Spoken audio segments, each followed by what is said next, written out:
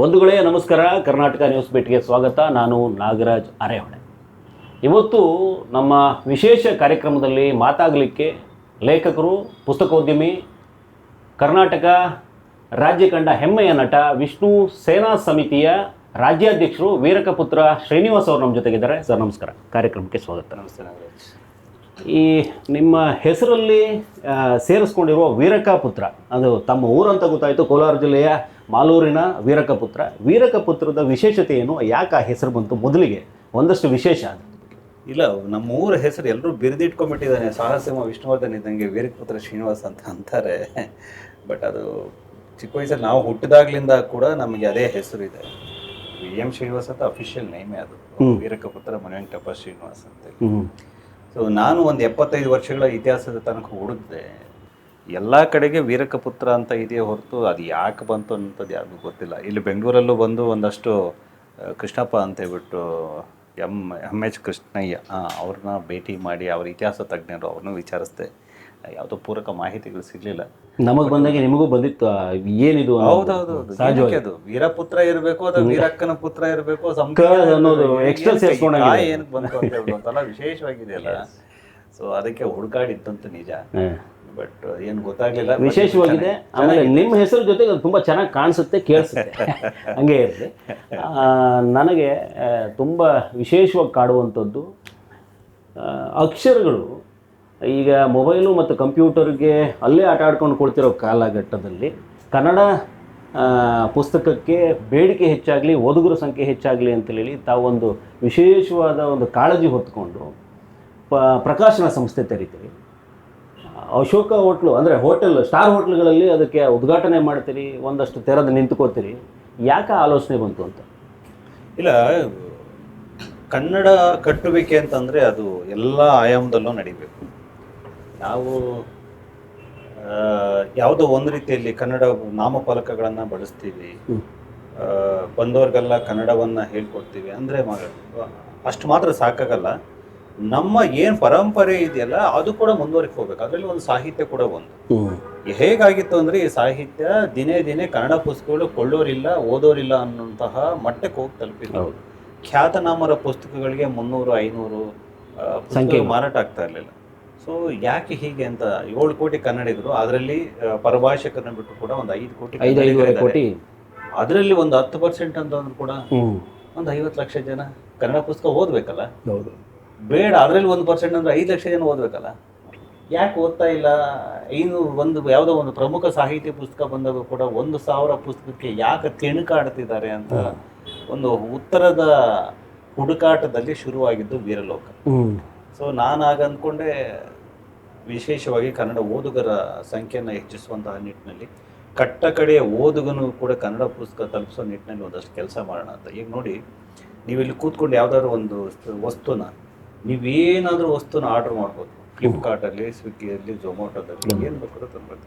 ನಿಮ್ಗೆ ಅಲ್ಲೆಲ್ಲೂ ಪುಸ್ತಕ ಸಿಗಲ್ಲ. ಈಗ ಅಮೆಝಾನಲ್ಲಿ, ಫ್ಲಿಪ್ಕಾರ್ಟಲ್ಲಿ ಈಗ ಬಂದಿದೆ, ಕನ್ನಡ ಪುಸ್ತಕ ಸಿಗಲ್ಲ. ಗೊತ್ತಲ್ಲ, ಕನ್ನಡ ಪುಸ್ತಕ ಬೇಕಾದ್ರೆ 150 ರೂಪಾಯಿ ಪುಸ್ತಕ 300 ರೂಪಾಯಿ ಕೊಡಬೇಕು ಅಲ್ಲಿ. ಆ ಮಟ್ಟಕ್ಕಾಗಿದೆ. ಒಂದು ಸಗಣಿ ಸಿಗ್ತಾ ಇರೋ ಜಾಗದಲ್ಲಿ ಪುಸ್ತಕ ಸಿಗ್ತಾ ಇಲ್ಲ. ಸೊ ಇವತ್ತು ಕರ್ನಾಟಕದಲ್ಲಿ ಯಾವುದೇ ಒಂದು ಹಳ್ಳಿಗೆ ಹೋದ್ರೂ ಒಂದು ಬಾರ್ ಇದ್ದೇ ಇರುತ್ತೆ ಅಕ್ಕಪಕ್ಕದಲ್ಲಿ. ಎಲ್ಲರಿಗೂ ಗೊತ್ತಿರುತ್ತೆ ಬಾರ್ ಎಲ್ಲಿದೆ ಅಂತೇಳಿ. ಸೊ ಒಂದು ನನಗೆ ತಾಲೂಕಲ್ಲಿ ಹೇಳಿ, ಒಂದು ಜಿಲ್ಲೆಯಲ್ಲಿ ಹೇಳಿ, ಒಂದು ಪುಸ್ತಕದ ಅಂಗಡಿ ಎಲ್ಲಿದೆ ಅಂತೇಳಿ.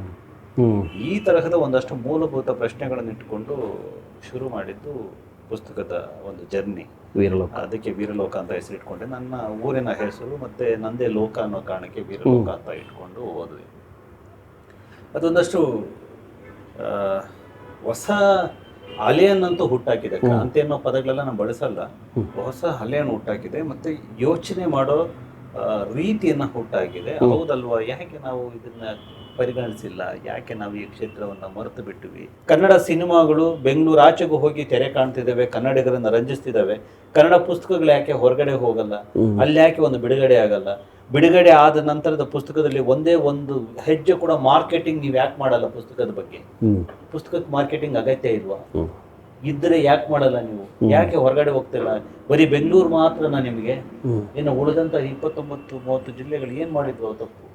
ಸೊ ಇದೆಲ್ಲವೂ ನನ್ನ ಮೂಲಭೂತ ಪ್ರಶ್ನೆಗಳು. ಇದನ್ನು ಹುಡುಕೊಂಡು ನಾನು ಇಡೀ ರಾಜ್ಯದಾದ್ಯಂತ ಓಡಾಡಿದೆ. ಕನ್ನಡ ಪುಸ್ತಕಗಳಿಗೆ ಒಂದು ವೇದಿಕೆಯನ್ನು ಕಲ್ಪಿಸಬೇಕು ಮುಖ್ಯವಾಗಿ. ಮತ್ತು ಗ್ರಾಮೀಣ ಭಾಗದ ಪ್ರತಿಭೆಗಳನ್ನು ಹೂಡಿಕೆ ಅವರಿಂದ ಬರೆಸಬೇಕು. ಮತ್ತು ಗ್ರಾಮೀಣ ಭಾಗದಲ್ಲಿರುವಂಥ ಓದುಗರಿಗೆ ನಾವು ಪುಸ್ತಕಗಳನ್ನು ಅವರಿಗೆ ಬಯಸೋ ರೀತಿಯಲ್ಲಿ, ಇವತ್ತು ಪುಸ್ತಕ ಆರ್ಡರ್ ಮಾಡಿದ್ರೆ ನಾಳೆ ಸಿಗೋಂದಾಗಬೇಕು, ಆ ಥರದಲ್ಲಿ ಸಿಗಬೇಕು ಅಂತ ಹೇಳಿ ಇದೆಲ್ಲ ಕನಸುಗಳನ್ನ ಇಟ್ಕೊಂಡು ಶುರು ಮಾಡಿದೆ. ದೊಡ್ಡ ಮಟ್ಟದಲ್ಲಿ ಆಯಿತು. ಈ ಸಾರಸ್ವತ ಲೋಕದಲ್ಲಿ ಒಂದು ಬದಲಾವಣೆ ಬೇಕು ಅಂತ ನೀವು, ಹೊಸತನ ಬೇಕು, ಬದಲಾವಣೆ ಬೇಕು ಅಂತ ಬರಹಗಾರರಲ್ಲ, ಪ್ರಕಾಶಕರಲ್ಲ, ಓದುಗರಲ್ಲ, ಬರಬೇಕಾಗಿರೋದು ಯಾರಲ್ಲಿ ಹೊಸ ಬದಲಾವಣೆ? ಇಲ್ಲ, ಮೂರಲ್ಲೂ ಬೇಕದು. ಒಂದು, ಬರಹಗಾರನಿಗೆ ಮೊದಲು ಪ್ರಕಾಶಕರಲ್ಲಿ ಬರಬೇಕು.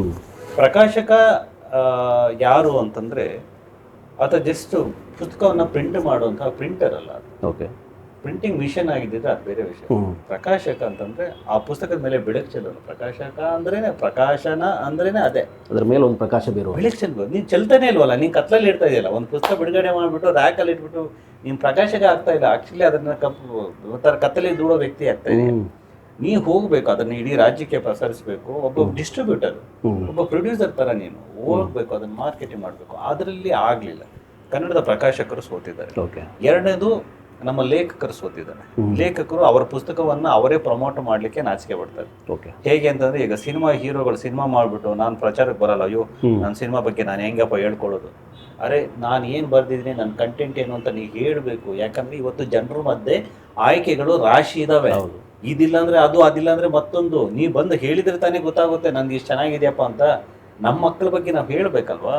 ಸೊ ಆದ್ದರಿಂದ ಪ್ರಕಾಶಕ ಆದಮೇಲೆ ಲೇಖಕ ಭಾಳ ದೊಡ್ಡ ಜವಾಬ್ದಾರಿಯನ್ನು ತಗೊಂಡು ಓದುಗರಿಗೆ ತಲುಪಿಸ್ಬೇಕು. ಓದುಗನ ಜವಾಬ್ದಾರಿ ಇಲ್ಲಿ ಭಾಳ ಕಡಿಮೆ. ನೀವು ಉತ್ತಮವಾದ ಕೊಟ್ಟಿದ್ರೆ ಎಲ್ಲ ಕಾಲಕ್ಕೂ ಗ್ರಾಹಕರಿದ್ದಾರೆ, ಓದುಗರಿದ್ದಾರೆ, ಕೊಳ್ಳೋರಿದ್ದಾರೆ, ತಿನ್ನೋರಿದ್ದಾರೆ, ಈ ಥರದ್ದೆಲ್ಲ ಇದ್ದಾರೆ. ಬಟ್ ನೀವು ತಲುಪಿಸ್ಬೇಕಲ್ಲ, ಅವ್ನು ಬೇಕು ಅಂತ ತಲುಪಿಸ್ಬೇಕಿಲ್ಲ. ಈಗ ನಿಮ್ಮದೇ ಸಂಜಯ್ ನಗರ ಅಂತ ಅಂದ್ಕೊಳ್ಳಿ. ನಿಮ್ಗೆ ಅಲ್ಲಿ ಒಂದು ಹೋಟೆಲ್ ಗೊತ್ತಿದೆಯಲ್ಲ, ಒಂದು 10 ಹೋಟೆಲ್ ಗೊತ್ತಿಲ್ಲ ನಿಮಗೆ.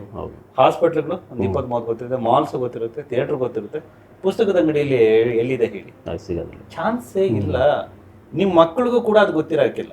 ನಿಮ್ಗೆ ಗೊತ್ತಿಲ್ಲ, ನಿಮ್ಮ ಮಕ್ಕಳಿಗೆ, ನನಗೂ ಗೊತ್ತಿಲ್ಲ, ನಮ್ಮ ಮಕ್ಕಳಿಗೂ ಗೊತ್ತಿಲ್ಲ. ನನ್ನ ಮಕ್ಕಳಿಗೆ ಇಲ್ಲಿ ಕಾಫಿ ಶಾಪ್ಗಳೆಲ್ಲ ಗೊತ್ತಿದೆ, ಪುಸ್ತಕದ ಅಂಗಡಿ ಎಲ್ಲಿದೆ ಗೊತ್ತಿಲ್ಲ. ಯಾಕೆಂದ್ರೆ ನಾವು ಇಟ್ಟೇ ಇಲ್ವಲ್ಲ ಅಲ್ಲಿ. ಸೊ ಯಾವಾಗ ನಾವು ಕಣ್ಣು ಕಾಣಿಸಲ್ವೋ ಆಗ ಅದು ಆದ್ಯತೆಯ ವಿಷಯವಾಗಿ ಉಳಿಯಲ್ಲ. ಯಾವ್ದನ್ನ ನಾವು ಬಳಸ್ತಾ ಇರ್ತೀವೋ ಅದಷ್ಟೇ ಬೆಳೀತಾ ಇರುತ್ತೆ.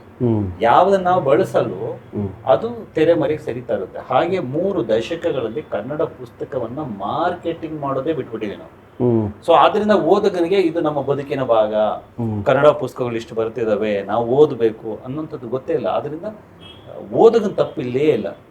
ಅವನನ್ನ ನೀವು ಅವನಿಗೆ ಏನು ಬೇಕೋ ಅದನ್ನು ಕೊಡೋದ್ರಲ್ಲಿ ನೀವು ಸೋತಿದ್ರಿ, ಪ್ರಕಾಶಕ ಮತ್ತು ಲೇಖಕ. ಆದ್ರಿಂದ ಬದಲಾವಣೆ ಇವರಿಬ್ಬರಲ್ಲಾದ್ರೆ ಓದುಗ ಇದ್ದೇ ಇದ್ದಾನೆ, ಆ ನಂಬಿಕೆ. ಆದ್ರಿಂದನೇ ನಾವು ಒಂದೇ ವರ್ಷದಲ್ಲಿ 2 ಲಕ್ಷ ಪುಸ್ತಕ ಮಾರಾಟ ಮಾಡಿದ್ದೆ. ಎಲ್ಲಿದ್ರು ಇದ್ರು. ಓವರ್ ಆಲ್ 2 ಲಕ್ಷ ಪುಸ್ತಕ ಒಂದು ವರ್ಷದಲ್ಲಿ ಮಾಡಿದ್ದೇನೆ.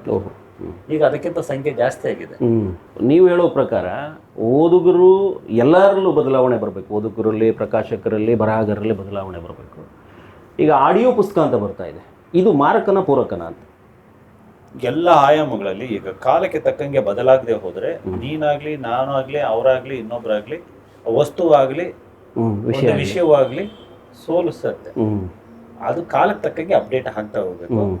ಈಗ ಹೊಸ ಅಪ್ಡೇಟು ಆಡಿಯೋ ಬುಕ್, ಈ ಬುಕ್ಕು, ಆಡಿಯೋ ಬುಕ್ಕು, ಈಗ ಹೊಸ ಅಪ್ಡೇಟು. ಎಸ್, ಅದರಲ್ಲೂ ಬರಲಿ. ಈಗ ಒಂದು ಸಮಸ್ಯೆ ಏನಾಗಿದೆ, ನಮ್ಮ ಮಕ್ಕಳಿಗೆ ನಾವೊಂದು ಕಾಲ ಇತ್ತು, ಒಂದು ಕಾಲಕ್ಕೆ ಡ್ಯಾಡಿ ಮಮ್ಮಿ ಅಂದರೆ ಭಾಳ ಖುಷಿ ಪಡ್ತಾ ಇದ್ರು. ಆವಾಗ ನಾವೆಲ್ಲ ನನ್ನ ಮಗ ನನ್ನ ಡ್ಯಾಡಿ ಅಂದ್ಬಿಟ್ಟ, ನನ್ನ ಮಗ ನನ್ನ ಮಮ್ಮಿ ಅಂದ್ಬಿಟ್ರು ಅಂತ ಹೇಳ್ಬಿಟ್ಟು 4 ಜನಕ್ಕೆ ಹೇಳ್ಕೊತಾ ಇದ್ವಿ.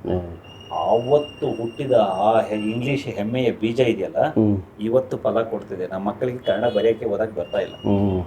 ಆದರೆ they can able to talk ಅಷ್ಟೇ, ಮಾತಾಡ್ಬೋದು, ಬಟ್ ಅವ್ರಿಗೆ ಬರೆಯೋಕ್ಕೆ ಓದಲಿಕ್ಕೆ ಬರ್ತಾ ಇಲ್ಲ. ಸೊ ಆ ಮಟ್ಟಕ್ಕಾಗಿರುವಂಥ ಸ್ಥಿತಿಯಲ್ಲಿ ಆಡಿಯೋ ಬುಕ್ಗಳು ನಿಜಕ್ಕೂ ಅವ್ರಿಗೆ ವರದಾನ. ಸೊ ಹಾಕೊಂಡು ಕೇಳ್ಬೋದು. ಒಂದು ಜನರೇಷನ್ನ ಕನ್ನಡ ಜೊತೆಗೆ ಉಳಿಸ್ಕೊಳ್ಳಿಕ್ಕೆ ಕನ್ನಡ ಪುಸ್ತಕ ಆಡಿಯೋ ಬುಕ್ ಬೇಕಾಗಿದೆ. ಸೊ ಈ ಬುಕ್ಕು ನಮಗಿಂತ ಒಂಚೂರು ನೆಕ್ಸ್ಟ್ ಜನರೇಷನ್ಗೆ ಅದರ ಅಗತ್ಯ ಇದೆ. ಸೊ ನಮ್ಗಂತೂ ಆ ಬುಕ್ಕೇ ಬೇಕು. ಅದ್ರ ಕೈಯಲ್ಲಿ ಹಿಡಿದೇ ಇದ್ರೆ ನಿಮಗೆ ಈ ಬುಕ್ಕಿಂತ ಆ ಬುಕ್ಕೇ ಬೇಕು. ಮನಸ್ಸಿಗೆ ಭಾಳ ಹತ್ರ ಆಗೋದು ಮತ್ತು ಓದಿಸ್ಕೊಂಡು ಹೋಗೋದು. ಸರ್, ಅಕ್ಷರದ ಪ್ರೀತಿ ಹುಟ್ಟುಕೊಂಡಿದ್ದು ಎಲ್ಲಿದ್ದ ಅಂತ ತಮಗೆ? ಅದು ಬಾಲ್ಯದಿಂದ ಸರ್. ಸ್ಕೂಲಲ್ಲಿ ಚೆನ್ನಾಗಿ ಓದ್ತಾ ಇದ್ದೆ ನಾನು. ಓದ್ತಾ ಇದ್ರೆ ಮೇಷ್ಟ್ರು ಒಂದ್ಸಲಿ ನಮ್ಮ ನಾಗರಾಜ್ ಶಾಸ್ತ್ರಿಗಳಂತ ಮೇಷ್ಟ್ರು ಇದು 3ನೇ ಕ್ಲಾಸಲ್ಲಿ ಇದೇ ಬೇಸಿಗೆ ರಜೆಗೆ ಹ್ಞೂ ಒಂದು ಕನ್ನಡ ಪುಸ್ತಕ ಕೊಟ್ಬಿಟ್ಟು ಇದರಲ್ಲಿ ಒಂದು ಪಾಠ ಓದ್ಕೊ ಬನ್ನಿ ಅಂತಂದರೆ ನಾನು ಪುಸ್ತಕ ಓದ್ಕೊ ಬನ್ನಿ ಅಂತ ಅಂದ್ಕೊಂಬಿಟ್ಟೆ. ಹ್ಞೂ ಸೊ ನಮ್ದು ಆ ಕಾಲಕ್ಕೆ ಏನಂದರೆ ಹಿರಿಯರದ್ದು ಸೀನಿಯರ್ಸ್ ಪುಸ್ತಕಗಳನ್ನು ನಮಗೆ ಕೊಡೋರು. ಓಕೆ. ಇವು 4ನೇ ಕ್ಲಾಸ್ ಪಾಸ್ ಆಗೋರದ್ದು ನಮ್ಮ 3ನೇ ಕ್ಲಾಸ್ ಪಾಸ್ ಆಗೋರು. ಹ್ಞೂ ಅವ್ರ ಪುಸ್ತಕ ತೆಗೆದು ನಮ್ಗೆ ಕೊಟ್ಬಿಟ್ಟು ನೀವು ಬರೋಷ್ಟಾಗಿ ಇದನ್ನ ಓದ್ಕೊಬರ್ಬೇಕು ಅಂತ ಹಿಂಗೆ ಕೊಟ್ರ ರಜಕ್ಕೆ ಓಕೆ. ನಾವು ಇನ್ನೇನು ಮಾಡೋದು, ಎಮ್ಮೆ ಕಾಯುತ್ತಾನೆ ಓದ್ಕೊಂಡು ಹೋಗೋದು ಪುಸ್ತಕ ಹಿಡ್ಕೊಂಡು ಪರಿವಿಡಿ ಪಾಠ 1 ಇಂದ ಹಿಡ್ಕೊಂಡು ಕೊನೆ ಪೇಜ್ 186 ಅಲ್ಲಿ ತನಕ ಬಾಯ್ಪಾಠ ಮಾಡ್ಕೊಂಡು ಹೋಗಿದ್ದೆ. Okay okay. ಸೊ ಹೋಗಿ ಹೇಳ್ತೀಯಾ ನಾನು ಹೇಳಿದೆ, ನಾನು ಅಲ್ಲಿಂದ ಪರಿವಿಡಿ 1 ಅಂತ ಹೇಳ್ಬಿಟ್ಟಲ್ಲ ಹಿಂಗೆ ಕೈ ಕಟ್ಕೊಂಡು ಹಿಂಗೆ ಹೇಳ್ತಾ ಇದ್ರು. ಅದಕ್ಕೆ ಹೇಳ್ತೀಯಾ ಇದು ಹೇಳು ಅಂತ. ಸರ್ ಎಲ್ಲ ಓದ್ಕೊಂಬಂದಿದ್ದೀನಿ ಸರ್. ಏನು ಎಲ್ಲ ಓದಿದ್ದೇವೆ ಸರ್? 186 ಪೂಜೆ ಹೆಂಗೋ? ಹೌದು ಸರ್ ಓದಿದ್ದೀನಿ ಸರ್. ಹೇಳು ನೋಡೋಣ ಅಂತ ಎಲ್ಲ ಹೇಳಿಸಿದ್ರು. ಅವ್ರಿಗೊಂದು 10 ಪೇಜ್ ಓದ ತಕ್ಷಣ ಖಾತ್ರಿ ಆಯ್ತು ಇವನು ಓದ್ಕೊಂಬಂದಿದ್ದಾನೆ. ಸೊ ಆಮೇಲೆ ಊರವ್ರನ್ನೆಲ್ಲ ಕರೆದ್ರು. ಊರವ್ರನ್ನೆಲ್ಲ ಕರೆದು ಈ ಹುಡುಗ ಇಡೀ ಪುಸ್ತಕ ಓದಿದ್ದಾನೆ ನೋಡಿ ಅಂತ ಹೇಳ್ಬಿಟ್ಟು. ಸೊ ನನಗೆ ಅವಾಗ ಊರವ್ರ ಮುಂದೆ ಎಲ್ಲ ಹೇಳಿದಾಗ ಯಾವ ಬೀದಿಗೆ ಹೋದ್ರು ಕೂಡ ಒಂದು ಏನೋ ನಾರಾಯಣಮ್ಮನ ಮಗ ಎಷ್ಟು ಚೆನ್ನಾಗಿ ಓದ್ತೀಯಂತೆ ಅನ್ನೋರಲ್ಲ, ಅಲ್ಲಿ ಓದಿದ್ರೆ ಗೌರವ ಸಿಗುತ್ತೆ ಅಂತ ಚಿಕ್ಕಲ್ಲಿ ಅದೊಂದು ಅಡಿಕ್ಷನ್. ಬೆಂಗಳೂರಿಗೆ ಬಂದಿದ್ದೆ ಯಾವಾಗ ಸರ್? ಏನು ತಮ್ಮ ಹಿನ್ನೆಲೆ? 2001 ಸರ್. ರೈತಾಪಿ ಕುಟುಂಬ ಹಿನ್ನೆಲೆ. ಕೃಷಿ ಮಾಡ್ಕೊಂಡು ಬದುಕ್ತಾ ಇದ್ದವರು. ಅಮ್ಮ ತೀರೋದ್ಮೇಲೆ ಬೆಂಗಳೂರಿಗೆ ಬರ್ಬೇಕು ಅನ್ನಿಸ್ತು. ಅಮ್ಮ ಇಲ್ಲದ ಮನೇಲಿ ಇರಬಾರ್ದು ಅಂತ. ಸೊ ಹಾಗೆ ಬಂದ ಮೇಲೆ 2001ರಲ್ಲಿ ನಮ್ಮೂರಲ್ಲಿ ಯಾರೋ ಒಬ್ಬ ಇದ್ದ, ಚಲಪತಿ ಅಂದರೆ ನಮ್ಮ ಅಣ್ಣನ ಹೆಸರು ಚಲಪತಿ, ನಿಮ್ಮ ತಮ್ಮನ ಕೆಲಸ ಕೊಡಿಸ್ತೀನಿ ಬೆಂಗಳೂರಲ್ಲಿ ಅಂತ ಹೇಳ್ಬಿಟ್ಟು ಒಂದಷ್ಟು ದುಡ್ಡು ತೊಗೊಂಡು ನಾನು ಬೆಂಗಳೂರು ಕರ್ಕೊಂಬಂದ. ನಾನೆಲ್ಲ ಒಳ್ಳೆ ಕೆಲಸ ಕೊಡಿಸ್ತಾರೆ ಅಂತ ಹೇಳ್ಬಿಟ್ಟು ಅಲ್ಲಿ ಹೋಗಿ AGS ಆಫೀಸ್ ಅಂತಿದೆ ವಿಧಾನಸೌಧ ಪಕ್ಕದಲ್ಲಿ, ಅಲ್ಲಿ ಹೋಗ್ಬಿಟ್ಟು ನನ್ನ ಕೂರಿಸಿದ್ರು. ಅವನು ಕರ್ಕೊಂಡ್ಬಂದು, ಅವನು ದೊಡ್ಡ ರೋಲ್ ಕಾಲ್ ಅಂತ ಗೊತ್ತಿಲ್ಲ ನನಗೆ. ಅವನಲ್ಲಿ ಹೋಗ್ಬಿಟ್ಟು ಕೂರಿಸ್ದ ನನ್ನ. ಅಲ್ಲಿ ನೋಡು ಆ ಬಿಳಿ ಶರ್ಟ್ ಹಾಕ್ಕೊಂಡಿದ್ದಾನಲ್ಲ, ಅವನು ಏನು ಮಾಡ್ತಾನೋ ನೋಡ್ತಾರೋ ಅದೇ ಕೆಲಸ ನೀನು ಒಂದು 3 ದಿವಸ ಮಾಡಬೇಕಾಗಿರೋದು. ಸೊ ಅವನನ್ನು ಗಮನಿಸ್ತಾರೋ ಇವತ್ತಿಂದ ಟ್ರೈನಿಂಗು ಅಂತ. ನಾನು ಹೌದೇನು ಅಂತ ಹೇಳ್ಬಿಟ್ಟು ಕಿಟಕಿ ಪಕ್ಕದಲ್ಲಿ ಒಂದು ಮೇಜ್ ಪಕ್ಕದಲ್ಲಿ ಕೂತ್ಕೊಂಡು ಅವನು ಹಿಂಗೇ ನೋಡ್ಕೊಂಡು ಕೂತಿದ್ದೆ. ಸಂಜೆ ಆಯಿತು ಇವತ್ತು ಡ್ಯೂಟಿ ಆಯಿತು ಹೋಗು ಅಂತ. ಸೊ ಅವನೇನು ಮಾಡ್ತಾನೆ, ಬೆಳಿಗ್ಗೆ ಹೋಗ್ತಾನೆ, ಅವ್ರು ಬೆಲ್ ಮಾಡಿದ್ರೆ ಟಣ್ ಅಂತ ಬೆಲ್ ಮಾಡಿದ್ರೆ ಹೋಗ್ತಾನೆ, ಅವ್ನು ಫೈಲ್ ತಗೋತಾನೆ, ಬರ್ತಾನೆ, ಒಂದು ಟೀ ಕೊಡ್ತಾನೆ, ಬರ್ತಾನೆ, ಆಮೇಲೆ ಊಟಕ್ಕೆ ಹೋಗ್ತಾನೆ, 4 ಜನರ ಜೊತೆ ಮಾತಾಡ್ತಾನೆ. ಇದರಲ್ಲಿ ಏನಿದೆ ಕಲಿಯೋದು ಅಂತ ನಾನು. ಮಾರನೇ ದಿವಸನೂ ಅದೇ ಕೆಲಸ ನಿಂದ ಕೊಡು ಅಂತ. ಮಧ್ಯಾಹ್ನ ತನಕ ಅಲ್ಲೇ ಕೂತೆ. ಅವಾಗ ಒಬ್ಬ ಆಫೀಸರು, ಯಾರಪ್ಪ ನೀನು ನೆನ್ನೆಯಿಂದ ಇಲ್ಲೇ ಇದೆಯಾ? ಇಲ್ಲ ಸರ್ ನಂಗೆ ಕೆಲಸ ಆಗಿದೆ ಇಲ್ಲಿ, ಅದಕ್ಕೆ ಟ್ರೈನಿಂಗ್ ಕೂತಿದ್ದೀನಿ ಸರ್. ಯಾವ ಕೆಲಸ? ನೋಡಿ ಸರ್ ಇದು ವೈಟ್ ಹುಡುಗ ಹಾಕ್ಕೊಂಡಿದ್ದಾರಲ್ಲ ಬಾಯಿಲಿ ಅಂತ, ಇದು ಗೌರ್ಮೆಂಟ್, ಸೆಂಟ್ರಲ್ ಗೌರ್ಮೆಂಟ್, ಇದು ರಿಜಿಸ್ಟರ್ ಆಫ್ ಕಂಪನೀಸ್ ಕಡೆಯಿಂದ ಸೆಲೆಕ್ಷನ್ ಆಗಿ ಬಂದರೆ ಇಲ್ಲಿ ಕೆಲಸ ಸಿಗೋದು, ನಿಂಗೆ ಆಗಿದೆಯಾ? ಇಲ್ಲ ಸರ್ ನಮ್ಗೆ ಯಾರೋ ದುಡ್ಡು ತೊಗೊಂಡು ಈ ಥರ ಕೆಲಸ ಮಾಡೋದು. ಅವನ ನಕ್ಕು, ಇದೆಲ್ಲ ಇದು ಯಾರೋ ಯಾಮರ್ಸಿದ್ದಾರೆ ನೋಡು ಅಂತ ಹೇಳಿದ ಮೇಲೆ ನಾನು ಅವರಿಗೆ ಫೋನ್ ಮಾಡಿ ಹೀಗೆ ಹೇಳಿದೆ, ಹೀಗೆಲ್ಲ ಮಾಡಿದ್ರ ಹೇಗೆ ಅಂತ. ಅವನು ಯಾವ ಸುಳ್ಳು ಹೇಳ್ತಿದ್ದಾನೆ, ಬಾ ನೀನು ಬೇರೆ ಕಡೆ ಕೊಡ್ತೀನಿ ಅಂತ ಹೇಳ್ಬಿಟ್ಟು ಕರ್ಕೊಂಬಂದ. ಮತ್ತೆ ನಮ್ಮದೇ, ಯಾಕಂದರೆ ಅನಿವಾರ್ಯತೆ, ಬಡತನ ನಂಬೋ ಥರ ಮಾಡುತ್ತೆ. ಬಂದಮೇಲೆ ಇಲ್ಲಿ ಯಾವುದೋ ಒಂದು ಗೌರ್ಮೆಂಟ್ ಆಫೀಸಲ್ಲಿ ಈಗ ಒಂದು 15 ದಿವಸ ಈ ಕೆಲಸ ಮಾಡು, ನಾನು ಬೇರೆ ಕಡೆ ಶಿಫ್ಟ್ ಮಾಡ್ತೀನಿ ಅಂತ ಸೆಕ್ಯೂರಿಟಿ ಗಾರ್ಡ್ ಕೆಲಸ ಕೊಡಿಸ್ತೀನಿ. ಅಲ್ಲಿಂದ ಜರ್ನಿ ಸ್ಟಾರ್ಟ್ ಆಯಿತು. ಗ್ರ್ಯಾಜುಯೇಷನ್ ಮಾಡ್ಕೊಂಬಂದವನಿಗೆ ಸೆಕ್ಯೂರಿಟಿ ಗಾರ್ಡು ದಯಪಾಲಿಸ್ತೀವಿ ವ್ಯವಸ್ಥೆ. ಸೊ ಅಲ್ಲಿಂದ ಆ ವ್ಯವಸ್ಥೆಯನ್ನು ಮೊದಲು ಸೆಕ್ಯೂರಿಟಿ ಗಾರ್ಡು. ಹೌದು, ವ್ಯವಸ್ಥೆ. ಅಲ್ಲಿಂದ ಸೆಕ್ಯೂರಿಟಿ ಗಾರ್ಡು. ಆಫೀಸ್ ಬಾಯಿ ಇದೇ ರೋಡಲ್ಲಿ, ನಮ್ಮ ಆಫೀಸಿಂದ ಒಂದು 500 ಮೀಟ್ರ್ ಹೋದರೆ ಒಂದು ದೊಡ್ಡ ಬಿಲ್ಡಿಂಗ್ ಇದೆ, ಒಂದು ಸಾಫ್ಟ್ವೇರ್ ಕಂಪ್ನಿ ಇದೆ. ಆ ಬಿಲ್ಡಿಂಗಿಗೆ ನಾವು ಸೆಕ್ಯೂರಿಟಿ ಗಾರ್ಡ್ ಆಗಿದೆ. 3 ವರ್ಷ ಈ ಫುಟ್ಪಾತ್ ಮೇಲೆ ಮಲಗ್ತಾ ಇದ್ದೆ. 3 ವರ್ಷ ಫುಟ್ಪಾತ್ ಮೇಲೆ ಮಲಗ್ತಿದ್ದೆ. ಯಾಕಂದ್ರೆ ರೂಮ್ ಮಾಡಿದ್ರೆ ದುಡ್ಡು ಕೊಡ್ಬೇಕಲ್ಲ, 500-600 ರೂಪಾಯಿ ಬಾಡಿಗೆ ಆ ಕಾಲಕ್ಕೆ. ಅದ್ರ ಬಂದ್ಬಿಟ್ಲು ಅಲ್ಲೇ ಹೋಗ್ಬಿಟ್ಟು ಬಿಲ್ಡಿಂಗ್ ಹತ್ರನೇ ಕಾದ್ಕೊಂಡು ಅಲ್ಲೇ ರೋಡಲ್ಲೇ ಮಲ್ಕೊಂಡಿದ್ರೆ ಒಂದೊಂದ್ಸಲಿ ಎಲ್ಲ ಇಲಿಗಳು ಕಚ್ಬಿಡ್ತಾ ಇದ್ವು, ಒಂದೊಂದ್ಸಲಿ ಸೊಳ್ಳೆಗಳೆಲ್ಲ ಕಚ್ಬಿಟ್ಟು ಮುಖ ಊದ್ಕೊಬಿಡ್ತಾ ಇತ್ತು. ನನಗೆ ಆ ಮುಖ ಊದ್ಕೊಂಡ್ಬಿಟ್ರೆ ಫುಲ್ಲು ಕೆಂಪು ಕಾಣ್ತಾ ಇತ್ತು. ಭಾಳ ಖುಷಿ ನನಗೆ ಅದು. ಊರಿಂದ ಬಂದಾಗ ಮುಖ ಎಲ್ಲ ನಾವು ಕಪ್ಪಗೆ ಇರ್ತಾ ಇತ್ತು, ನಮ್ದೆಲ್ಲ ಟ್ಯಾನ್ ಆಗ್ಬಿಟ್ಟಿತ್ತು. ಈ ಸೊಳ್ಳೆ ಕಚ್ಚಿದ ಮೇಲೆ ಕನ್ನಡಿಯಲ್ಲಿ ನೋಡ್ಕೊಂಡ್ರೆ ಕೆಂಪು ಎತ್ತಿತ್ತು. ಒಬ್ಬ ನಾನು ಇವಾಗ ಬೆಂಗಳೂರು ಒಂಥರ ಆಗೋಗ್ಬಿಟ್ಟು ಖುಷಿ ನನಗೆ. ಆ ಥರ ಖುಷಿ ಪಟ್ಕೊಂಡು ಬದುಕಿದ್ದು. ಸೊ ಅದಾದ್ಮೇಲೆ ಬದುಕು ಅಂದರೆ ಹಸಿದ ಹೊಟ್ಟೆ ಕಲಿಸಿದ ಪಾಠನೇ ದೊಡ್ಡದ ಅಂತ. ಬದುಕಬೇಕು ಅನ್ನೋದು ಛಲ ಇತ್ತಲ್ಲ ಬದು.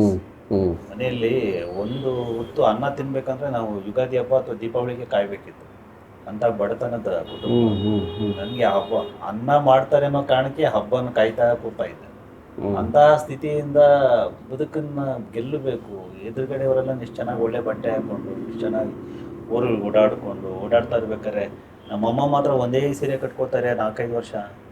ಅದು ಪ್ರತಿ ಹಬ್ಬಕ್ಕೂ ಅದೇ ಸೀರೆ. ನಾವು ಮಾತ್ರ ಹೀಗೆ ಇದ್ದೀವಿ, ವರ್ಷಕ್ಕೆ ಒಂದೇ ಸರಿ ಅನ್ನ ತಿಂತೀವಿ, ಪಕ್ಕದ ಮನೆ ಪ್ರತಿ ದಿವಸ ಬೇಯುತ್ತೆ. ಅವರೇನೋ ಸಿನಿಮಾಗಳಿಗಂತ ಹೋಗ್ತಾರೆ, ಊರುಗಳಿಗಂತ ಹೋಗ್ತಾರೆ. ನಮ್ಮದೇನಯ್ಯ ಕತೆ ಇದು? ಇದೆಲ್ಲ ಇತ್ತಲ್ಲ. ನಿಮ್ಮ ಸಕ್ಸಸ್ಸಲ್ಲಿ ತಾಯಿಗೆ ಸೀರೆ ಕೊಡ್ಸೋಕ್ಕೆ ಆಗಿಲ್ಲ ಅನಿಸುತ್ತೆ. ಹಾಗೆ ಅಮ್ಮ ಇದ್ದಿದ್ರೆ ಬಹುಶಃ ನನ್ನ ಅಮ್ಮ ಬಿಟ್ಟು ಬರ್ತಾ ಇರಲಿಲ್ಲ. ಟೋಟಲಿ ಕನೆಕ್ಟೆಡ್ ಇರ್ತಾರೆ. ಎಮೋಷ್ನಲಿ ಅಮ್ಮ ಅಂದರೆ ತುಂಬ ಇಷ್ಟ ನನಗೆ. ಅಮ್ಮನ ಬಿಟ್ಟು ಬರೋಕ್ಕೆ ಮನಸ್ಸಿರಲಿಲ್ಲ. ಇನ್ನೂ ಒಂದಷ್ಟು ವರ್ಷ ಕಡತ ಅಂದರೆ ಅಮ್ಮ ತೀರೋದ್ಮೇಲೆ ಒಂದೇ ಸೀರೆಯಲ್ಲೇ ಕಂಡಿದ್ದು ನಾನು ಇವತ್ತು ಎಲ್ಲವೂ ಇದೆ. ಅದು ಪ್ರತಿ ದಿವಸ ಕಾಡುವಂಥ ವಿಷಯ ಸರ್. ತುಂಬ ಮಾತಾಡ್ಬಿಟ್ಟಿನಿ ಆ ವಿಷಯ ಎಲ್ಲ.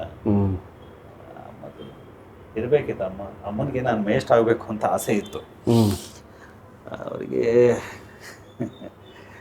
ಮೇಸ್ಟ್ ಆಗಿಬಿಟ್ಟಿದ್ರೆ ಭಾಳ ಖುಷಿ ಪಡ್ತಿದ್ರು. ನಾನು ಮೇಸ್ಟ್ ಆಗ್ತಿದ್ದೆ, ಚೆನ್ನಾಗಿ ಓದ್ತಿದ್ದೆ, ಫಸ್ಟ್ ಕ್ಲಾಸ್ ಸ್ಟೂಡೆಂಟು. ಎಲ್ಲದರಲ್ಲೂ 80%, 85 ಆ ಕಾಲಕ್ಕೆ ದೊಡ್ಡ ವಿಷಯ ಅದು. ಬಡತನ ಬಿಟ್ಟಿಲ್ಲ ಅಂದರೆ ಬಿಡಲಿಲ್ಲ ಅಂತಲ್ಲ, ನನಗೆ ಒಂಥರ ಹುಚ್ಚಾಟಗಳು,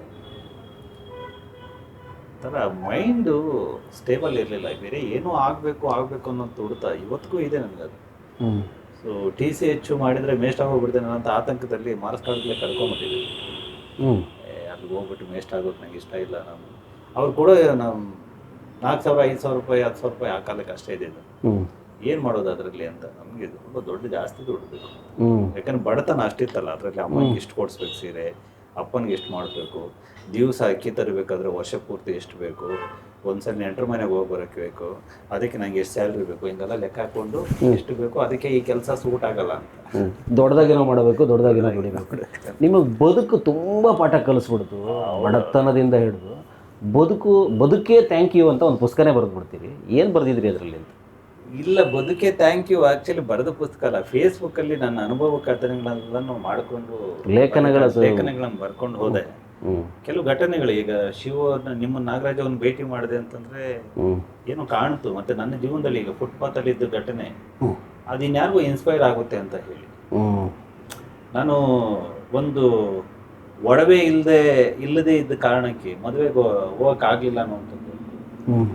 ಸೊ ಪೆಟ್ರೋಲ್ ಇಲ್ಲದೆ ಬೈಕ್ಗಳನ್ನು ತಳ್ಕೊಂಡು ಕಿಲೋಮೀಟರ್ 7-8 ಕಿಲೋಮೀಟ್ರ್ ಬೈಕ್ ತಳ್ಳಿದ್ದು. ಇಂಥ ಘಟನೆಗಳೆಲ್ಲ ಬರಿತಾ ಹೋದಾಗ ಒಂದಷ್ಟು ಜನಕ್ಕೆ ಅದು ಇನ್ಸ್ಪೈರ್ ಆಗ್ತಾ ಹೋಯ್ತು. ಅಯ್ಯೋ ಸರ್, ನೀವು ಈ ಸ್ಥಿತಿಯಲ್ಲಿ ಇದ್ದೀರಾ, ಇಷ್ಟೆಲ್ಲ ಕಷ್ಟಪಟ್ಟಿದ್ದೀರಾ ಅಂತ ಹೇಳಿ ಒಂದಷ್ಟು ಫಾಲೋವರ್ಸ್ ಎಲ್ಲ ಉಟ್ಕೊಂಡು ಅವರು ಅದರಲ್ಲಿ ಅವರ ಕಷ್ಟಗಳನ್ನು ನನ್ನಲ್ಲಿ ಕಂಡುಕೊಂಡು ಅದಕ್ಕೆ ಉತ್ತರನೂ ಅವ್ರು ಕಂಡುಕೊಂಡು ಹಾಗೆ ಅವರೇ ಸೇರಿಕೊಂಡು ಆ ಪುಸ್ತಕ ಆಗಲೇಬೇಕು ಅಂತೇಳಿ, ಅದು ನಂದೇ ಪ್ರಕಾಶನ ಇದ್ರು ಕೂಡ ಇನ್ನೊಂದು ಪ್ರಕಾಶನ ಮುಖಾಂತರ ಅವ್ವ ಅಂತೇಳಿ ಅವರು ನನಗೆ ಸರ್ಪ್ರೈಸ್ ಆಗಿ ಕೊಟ್ಟಿದ್ದು ಪುಸ್ತಕ.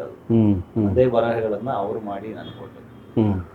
ನಾನು ಬರೆದಂಥದ್ದು ಒಂದು 51 ಬಿಸ್ನೆಸ್ ಐಡಿಯಾಸ್ ಅಂತ ಹೇಳಿ ಹೊಸ ಪುಸ್ತಕ ಬರೆದಿದ್ದೇನೆ. ಅದು ನನ್ನ ತರಹದ ಬಡವರು, ನನ್ನ ತರಹದ ಬದುಕನ್ನು ಇವತ್ತಿಗೂ ಬದುಕ್ತಾ ಇರೋರು ನನ್ನ ತರಹ ನನ್ನ ಬದುಕನ್ನು ಬದುಕಲಿ ಅಂತ ನನ್ನ ಆಸೆಯಿಂದ ಬರೆದಿದ್ದೇನೆ. ಅಲ್ಲಿಂದ ಇಲ್ಲಿವರೆಗೂ ಏನೇನು 51 ಬಿಸ್ನೆಸ್ ಐಡಿಯಾಗಳು. ಅದರಲ್ಲಿ ನೀವು ಟೋಟಲ್ ಒಂದು ಟೀ ಅಂಗಡಿ ಇಡಬೇಕಾದ್ರೆ ಏನು ಮಾಡಬೇಕು, ಅದರಲ್ಲಿ ನಿಮಗೇನು ಅರ್ಹತೆ ಇರಬೇಕು, ನೀವು ಎಲ್ಲಿ ಅದನ್ನು ಮಾಡಬೇಕು, ನಿಮಗೆ ಎಲ್ಲಿ ಸಾಲ ಸಿಗುತ್ತೆ, ನೀವು ಎಷ್ಟು ಹೂಡಿಕೆ ಮಾಡಬೇಕು, ನಿಮ್ಗೆ ಯಾವತ್ತು ರಿಟರ್ನ್ ಬರುತ್ತೆ, ನೀವು ಮ್ಯಾಕ್ಸಿಮಮ್ ಸೋತ್ರೆ ಎಷ್ಟು ಸೋಲ್ಬೋದು, ಇದರಲ್ಲಿ ನಿಮ್ಗೆ ಲಾಭ ಎಷ್ಟು ಬರ್ಬೋದು ಗೆದ್ದರೆ.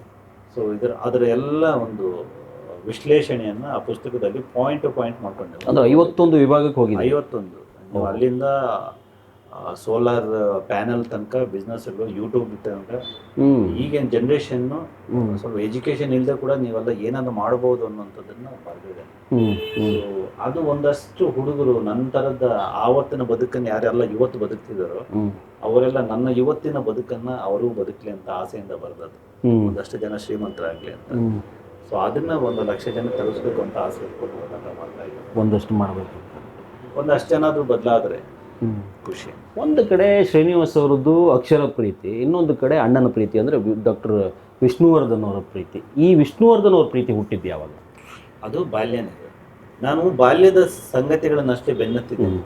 ನಂದು ವಿವೇಕಾನಂದರು ನನಗೆ 8ನೇ ಕ್ಲಾಸಲ್ಲಿ ಹಚ್ಕೊಂಡು ಹುಚ್ಚು. ಅದು ವಿವೇಕಾನಂದರು ಅದನ್ನು ನೋಡಿ ಇಲ್ಲಿ ಕಾಣಿಸುತ್ತೆ. ಹ್ಮ್ ಸೊ ಅದಾದ್ಮೇಲೆ ವಿಷ್ಣುವರ್ಧನ್ ಅವರು ಅದು ಅದೇ ಟೈಮಲ್ಲಿ ಹತ್ಕೊಂಡಿದೆ. ಯಾಕಂದ್ರೆ ಅವರನ್ನ ನಾವು ನಮ್ಮೂರಿಗೆ BCR ಅಂತ ಬರ್ತಿತ್ತು. ಆ BCR ಅಲ್ಲಿ ತರಬೇಕಾದ್ರೆ ಈ ರುದ್ರ, ದೇವ, ರವಿವರ್ಮ, ಸಿಡಿದ ಸಹೋದರ ಇವೆಲ್ಲ ನಾವು ಆ BCR ಅಲ್ಲೇ ನೋಡಿದ್ವಿ. ಆ ದೊಡ್ಡದೊಂದು ಕ್ಯಾಸೆಟ್ ತರೋದು ತಂದ್ಬಿಟ್ಟು ಅದನ್ನ ಹಾಕ್ಬಿಟ್ರು, ಯಾರೇ ಸತ್ರು, ಯಾರದೇ ಮದುವೆ ಆದ್ರು, ಯಾರದೇ ಪ್ರಸ್ತಾವ ಆದ್ರು ಅವತ್ತು ಕ್ಯಾಸೆಟ್ ಇರ್ಬೇಕು ಊರಲ್ಲಿ. ಬೇರೆ ಬೇರೆಯವ್ರ ಸಿನಿಮಾಗಳು ಹಾಕ್ತಿದ್ರು, ವಿಷ್ಣುವರ್ಧನ್ ಸಿನಿಮಾಗಳು ನಿಮ್ಮ ಸೆಳೆಯೋದಕ್ಕೆ ಏನು? ಅದೇ ಕಾರಣ. ಆ ಯಪ್ಪನ್ನು ನೋಡ್ತಾ ಇದ್ರೆ ಅಷ್ಟು ಬ್ಯೂಟಿಫುಲ್ ಆಗಿರೋ, ಸುಂದರವಾಗಿರೋ ವ್ಯಕ್ತಿ ನನಗೆ ಇನ್ಯಾರು ಕಾಣಲೇ ಇಲ್ಲ. ಓಕೆ, ಅಷ್ಟು ಎಷ್ಟು ಚೆನ್ನಾಗಿ ಹೇಳ್ತಿದ್ರು. ಅದೊಂಥರ ತೊಳೆದ ಟೊಮೆಟೊ ಹಣ್ಣು ತರ ಕಾಣ್ತಿದ್ರು, ಆಕರ್ಷಕ ಕಾಸ್ಟ್ಯೂಮು. ಅವ್ರು ನಿಂತ್ಕೊಂಡಿದ್ರೆ ನಿಜವಾಗ್ಲಿ ಹೀರೋ ಅನ್ನಿಸ್ತಾ ಇತ್ತು ನನಗೆ, ಆ ಫೀಲ್ ಬರ್ತಿತ್ತು. ಸೊ ಅದಕ್ಕೆ ಅವ್ರು ಮತ್ತೆ ಆ ಫೈಟಿಂಗ್ಸು ಅವೆಲ್ಲನೂ ಸ್ವಲ್ಪ ಇಷ್ಟ ಆಗ್ತಿತ್ತಲ್ಲ, ಸಾಹಸ ಸಿನಿಮಾ. ನಾವು ಅದನ್ನ ಹುಚ್ಚಿಗೆ ಬಿದ್ದು ನೋಡ್ತಾ ಇದ್ವಿ. ಬೆಂಗಳೂರಿಗೆ ಬರೋ ತನಕ ಕೂಡ ಜಸ್ಟ್ ಅವರು ನಮ್ಮ ಮೆಚ್ಚಿನ ಹೀರೋ ಅಷ್ಟೇ. ನಾನು ಎಲ್ಲರ ಸಿನಿಮಾನು ಇವತ್ತಿಗೂ ನೋಡ್ತೀನಿ. ಓಕೆ, ದೇಶದ ಅಷ್ಟು ಭಾಷೆಗಳ ಸಿನಿಮಾಗಳನ್ನ ನೋಡ್ತೀನಿ. ಅದರಲ್ಲಿ ವಿಷ್ಣು ಸರ್ ಸಿನಿಮಾಗಳನ್ನ ಹೆಚ್ಚಾಗಿ ನೋಡ್ತಾ ಇದ್ದೆ. ಕೆಲವು ಅವರು ಇಷ್ಟವಾಗದೇ ಇರೋ ಸಿನಿಮಾಗಳು ನನಗೆ ತುಂಬಾ ದೊಡ್ಡ ಪಟ್ಟಿ ಇದೆ ನಂದು. ವಿಷ್ಣುವರ್ಧನ್ ಅವರು ಮಾಡಬಾರ್ದಾಗಿತ್ತು ಈ ಸಿನಿಮಾ. ಹೌದೌದು, ನನ್ನ ದೊಡ್ಡ ಪಟ್ಟಿ ಇದೆ. ಒಬ್ಬ ನಟನನ್ನ ಪ್ರೀತಿಸೋದಂತಂದ್ರೆ ಅದು ನನಗೆ ಅಂಧಾಭಿಮಾನ ಅಲ್ಲ, ಪ್ರಾಕ್ಟಿಕಲ್ ಆಗಿ ಎಸ್ ಇದು ಗುಡ್ಡ ಬೇಡ ಅಂತ ಹೇಳುವಷ್ಟು ಒಂದು ಪ್ರಜ್ಞಾವಂತಿಕೆ ನನಗಿದೆ. ಕೆಲವರು ಮಾಡಬಾರ್ದು ಸಿನಿಮಾಗಳು ಇದಾವೆ, ಅವ್ರದ್ದು ಅಲ್ಲದ ಸಿನಿಮಾ. ಪುಸ್ತಕ ಬಿಡುಗಡೆ ಮಾಡ್ತೀರ, ಹಂಗೆ ಪಟ್ಟಿ ಬಿಡುಗಡೆ ಮಾಡ್ಬಿಡಿ. ಅಲ್ಲಿ ಇದನ್ನ ಯಾವ್ದು ವಿಷ್ಣುವರ್ಧನ್ ಮಾಡಬಾರ್ದಾಗಿತ್ತು ಅಂತ ಬಿಡುಗಡೆ ಮಾಡ್ಬಿಡಿ ಪಟ್ಟಿ. ಮಾಡಬಾರ್ದು ಅಂತ ಕೆಲವು ಎಲ್ಲ ಹೀರೋಗಳು ಸಿನಿಮಾಗಳಲ್ಲೂ ಆ ಥರದ್ದು ಇದೇ ಆಗಿ ಅವ್ರು ಮಾಡಿದ್ರು ಅನ್ನೋಂತಹದ್ದು ಇದೆ ನನಗೆ. ಅನಿವಾರ್ಯ ಸೃಷ್ಟಿ ಆಗ್ಬೋದೇನೋ, ಒಂದೊಂದ್ಸರಿ ಮಾಡಬೇಕಾದ ಪರಿಸ್ಥಿತಿ ಬರುತ್ತೆ. ಮೊನ್ನೆ ನಾನು ಹುಲಿಯ ಬೊಬ್ರು ವಾಹನ ಸಿನಿಮಾದ ಬಗ್ಗೆ ಒಂದು ವಿಷಯ ಕೇಳ್ತಾ ಇದ್ದೆ. ಅವ್ರು ಹೇಳ್ತಾ ಇದ್ರು, ಬೊಬ್ರು ವಾಹನ KCN ಗೌಡ್ರಿಗೆ ಹೋಯ್ತಂತೆ. ಅದು 40 ಲಕ್ಷ ಆ ಕಾಲಕ್ಕೆ ಬಡ್ಜೆಟು, ತುಂಬ ದೊಡ್ಡ ಬಡ್ಜೆಟು. ಸೊ ಎಲ್ಲ ಇನ್ವೆಸ್ಟ್ ಮಾಡಿದರೆ ಶೂಟಿಂಗ್ ಆಗ್ತಿದೆ. ಡಾಕ್ಟರ್ ರಾಜ್ ಅವ್ರಿಗೆ ಅದು ಇಷ್ಟವಾಗ್ತಿಲ್ಲ. ಇಲ್ಲ ಗೌಡ್ರ, ಏನೋ ಬೇಕಾದ್ರೆ ನಾನು ಇನ್ನೊಂದು 2 ಸಿನಿಮಾ ನಿಮಗೆ ಕಾಲ್ ಶೀಟು ಕೊಟ್ಬಿಡ್ತೇನೆ, ಇದು ನಿಲ್ಲಿಸ್ಬಿಡಿ ಇದನ್ನು. ಅಯ್ಯೋ ಇಷ್ಟೆಲ್ಲ ಮಾಡಿಬಿಟ್ಟಿದ್ದೀವಿ, ಇಲ್ಲ ಇದರಲ್ಲಿ ಏನೋ ಮಿಸ್ ಆಗ್ತಿದೆ.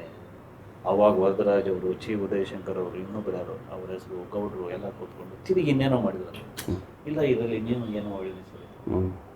ಆಮೇಲೆ ತಿರುಗಿ ಇನ್ನೊಂದು ಪಾತ್ರ ತಂದು ಅದರಲ್ಲಿ ಯಾರು ತಿಳಿಯರು ನಿನ್ನ ಭುಜಬಲದ ಪರಾಕ್ರಮ ಹಾಡೋಣ ತಂದು ಇದು ಮಾಡಿದ. ಈಗ ಹೋಗೋಣ ಸಿನಿಮಾ. ಓಕೆ, ಆ ಥರದ್ದು ಒಂದು ಜಡ್ಜ್ಮೆಂಟ್ ಬೇಕಾಗುತ್ತೆ, ಮಿಸ್ ಆಗುತ್ತೆ ಪ್ರತಿಯೊಬ್ಬರಿಗೂ. ಆಗತ್ತ ಮಾಡಿದ್ದೆಲ್ಲವೂ ಹಿಟ್ ಆಗ್ಬಿಡುತ್ತೆ ಅಂತ ಹೇಳೋಕ್ಕಾಗಲ್ಲ. ಅದೇ ಒಂದು ಜಡ್ಜ್ಮೆಂಟಲ್ಲೇ ಸೋತು ಬಿಟ್ರೆ ಅದು ನಿಜವಾಗ್ಲೂ ಸೋಲು. ವಿಷ್ಣುವರ್ಧನ್ ಅವ್ರ ವಿಚಾರದಲ್ಲಿ ನೀವು ಹೇಳಿದ್ರೆ ಒಳ್ಳೆ ಟೀಮ್ ಬೇಕು, ಒಂದು ಒಳ್ಳೆ ಸಹಕಾರ ಬೇಕಾಗುತ್ತೆ ಅಂತ. ವಿಷ್ಣುವರ್ಧನ್ ಅವರು ತೋಟದಲ್ಲಿ ಒಳ್ಳೆ ಹೂಗಳಿದ್ವು ಅಂದ್ರೆ ಅಭಿಮಾನಿಗಳು ಒಳ್ಳೆಯವರಿದ್ರು, ಮಗ್ಲಲ್ಲಿ ಮುಳ್ಳುಗಳಿದ್ವಾ ಅಂತ. ಮುಳ್ಳುಗಳು ಯಾಕೆ ಅನ್ನೋದು ಅದು ಬೇಕಾಗುತ್ತೆ. ಅದು ತೋಟದಲ್ಲಿ ಆ ಮುಳ್ಳಿರೋದಕ್ಕೆ ಹೂಗ್ ಬೆಲೆ. ಮುಳ್ಳು ಅಂತ ನಾನು ಕರೆಯಕ್ಕೆ ಇಷ್ಟಪಡಲ್ಲ.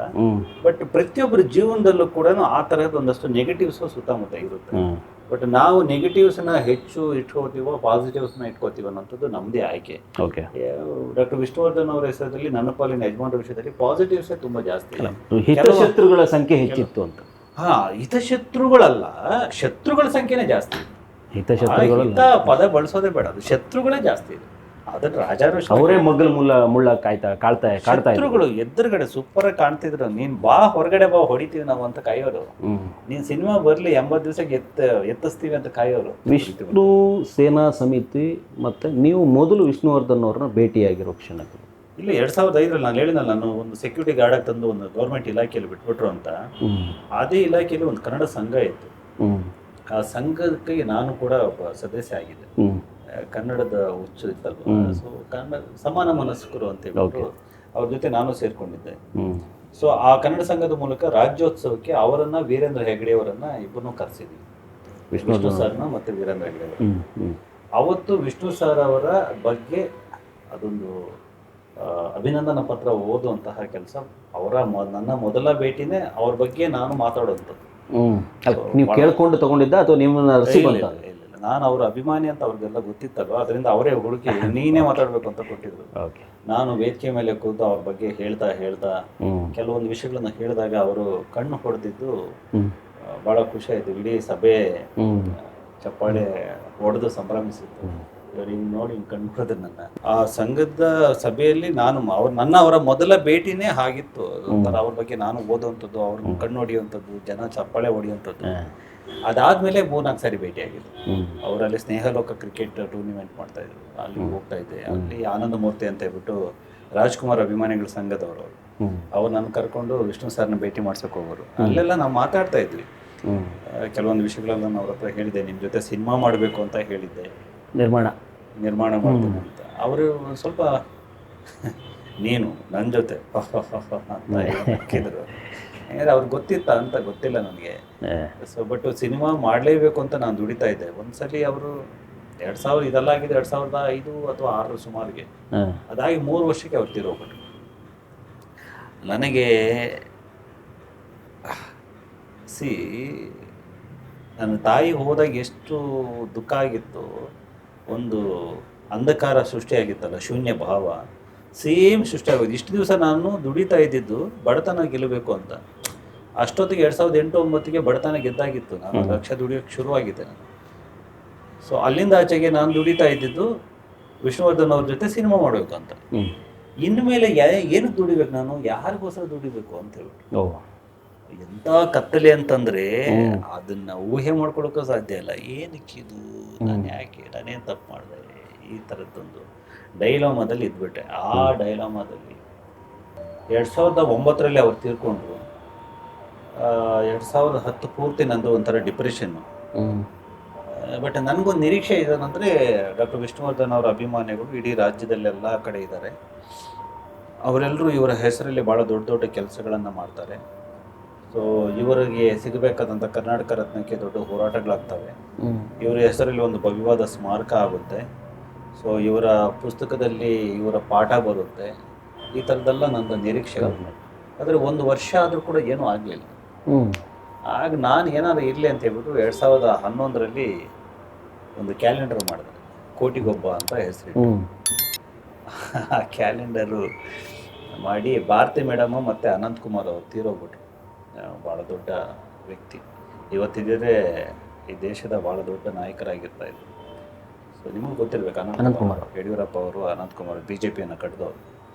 ಅವರು ಮತ್ತು ಮೇಡಮ್ ಅವ್ರನ್ನ ಕರೆಸಿದ್ದೆ. ಅರಕಲಗೂಡು ಮಂಜು ಅವರು ಮಾಜಿ ಸಚಿವರು, ಅವರು ಬಂದಿದ್ದರು. RK ಪದ್ಮನಾಭನ್ ಅಂತ ಹೇಳ್ಬಿಟ್ಟು ಗುರುಗಳು, ಅವರು ಬಂದಿದ್ದರು. ಭಾಳ ಒಳ್ಳೆಯ ಕಾರ್ಯಕ್ರಮ ಆಯಿತು. ಅವತ್ತು ನಾನು ಇದೇ ಏರಿಯಾ, ನಾನು ಇಲ್ಲಿಂದ ಒಂದು ಬಸ್ ಮಾಡಿಕೊಂಡು ಜನ ಕರ್ಕೊಂಡು ಹೋಗಿದ್ದೆ ಕ್ಯಾಲೆಂಡರ್ಗೆ. ಇಲ್ಲೆಲ್ಲ ಗೊತ್ತಿರೋರಿದ್ರು. ಬಟ್ ನನಗೆ ವಿಷ್ಣುವರ್ಧನ್ ಅವರ ಒಬ್ಬ ಅಭಿಮಾನಿ ಗೊತ್ತಿಲ್ಲ. ಅಲ್ಲಿ ಸಾಹಿತ್ಯ ಪರಿಷತ್ತಲ್ಲಿ ಕಾರ್ಯಕ್ರಮ. ಜನ ಯಾರು ಬರ್ತಾರೆ, ನನಗೋಸ್ಕರ ಯಾರು ಬರ್ತಾರೆ, ಯಾಕೆ ಬರಬೇಕು. ಸೊ ನಾನೇನು ಮಾಡಿದೆ, ಅದಕ್ಕೆ ಇಲ್ಲಿಂದ ಬಸ್ ಮಾಡಿಕೊಂಡು ಒಂದು 50 ಜನ ಕರ್ಕೊಂಡು ಹೋಗಿದ್ದೆ.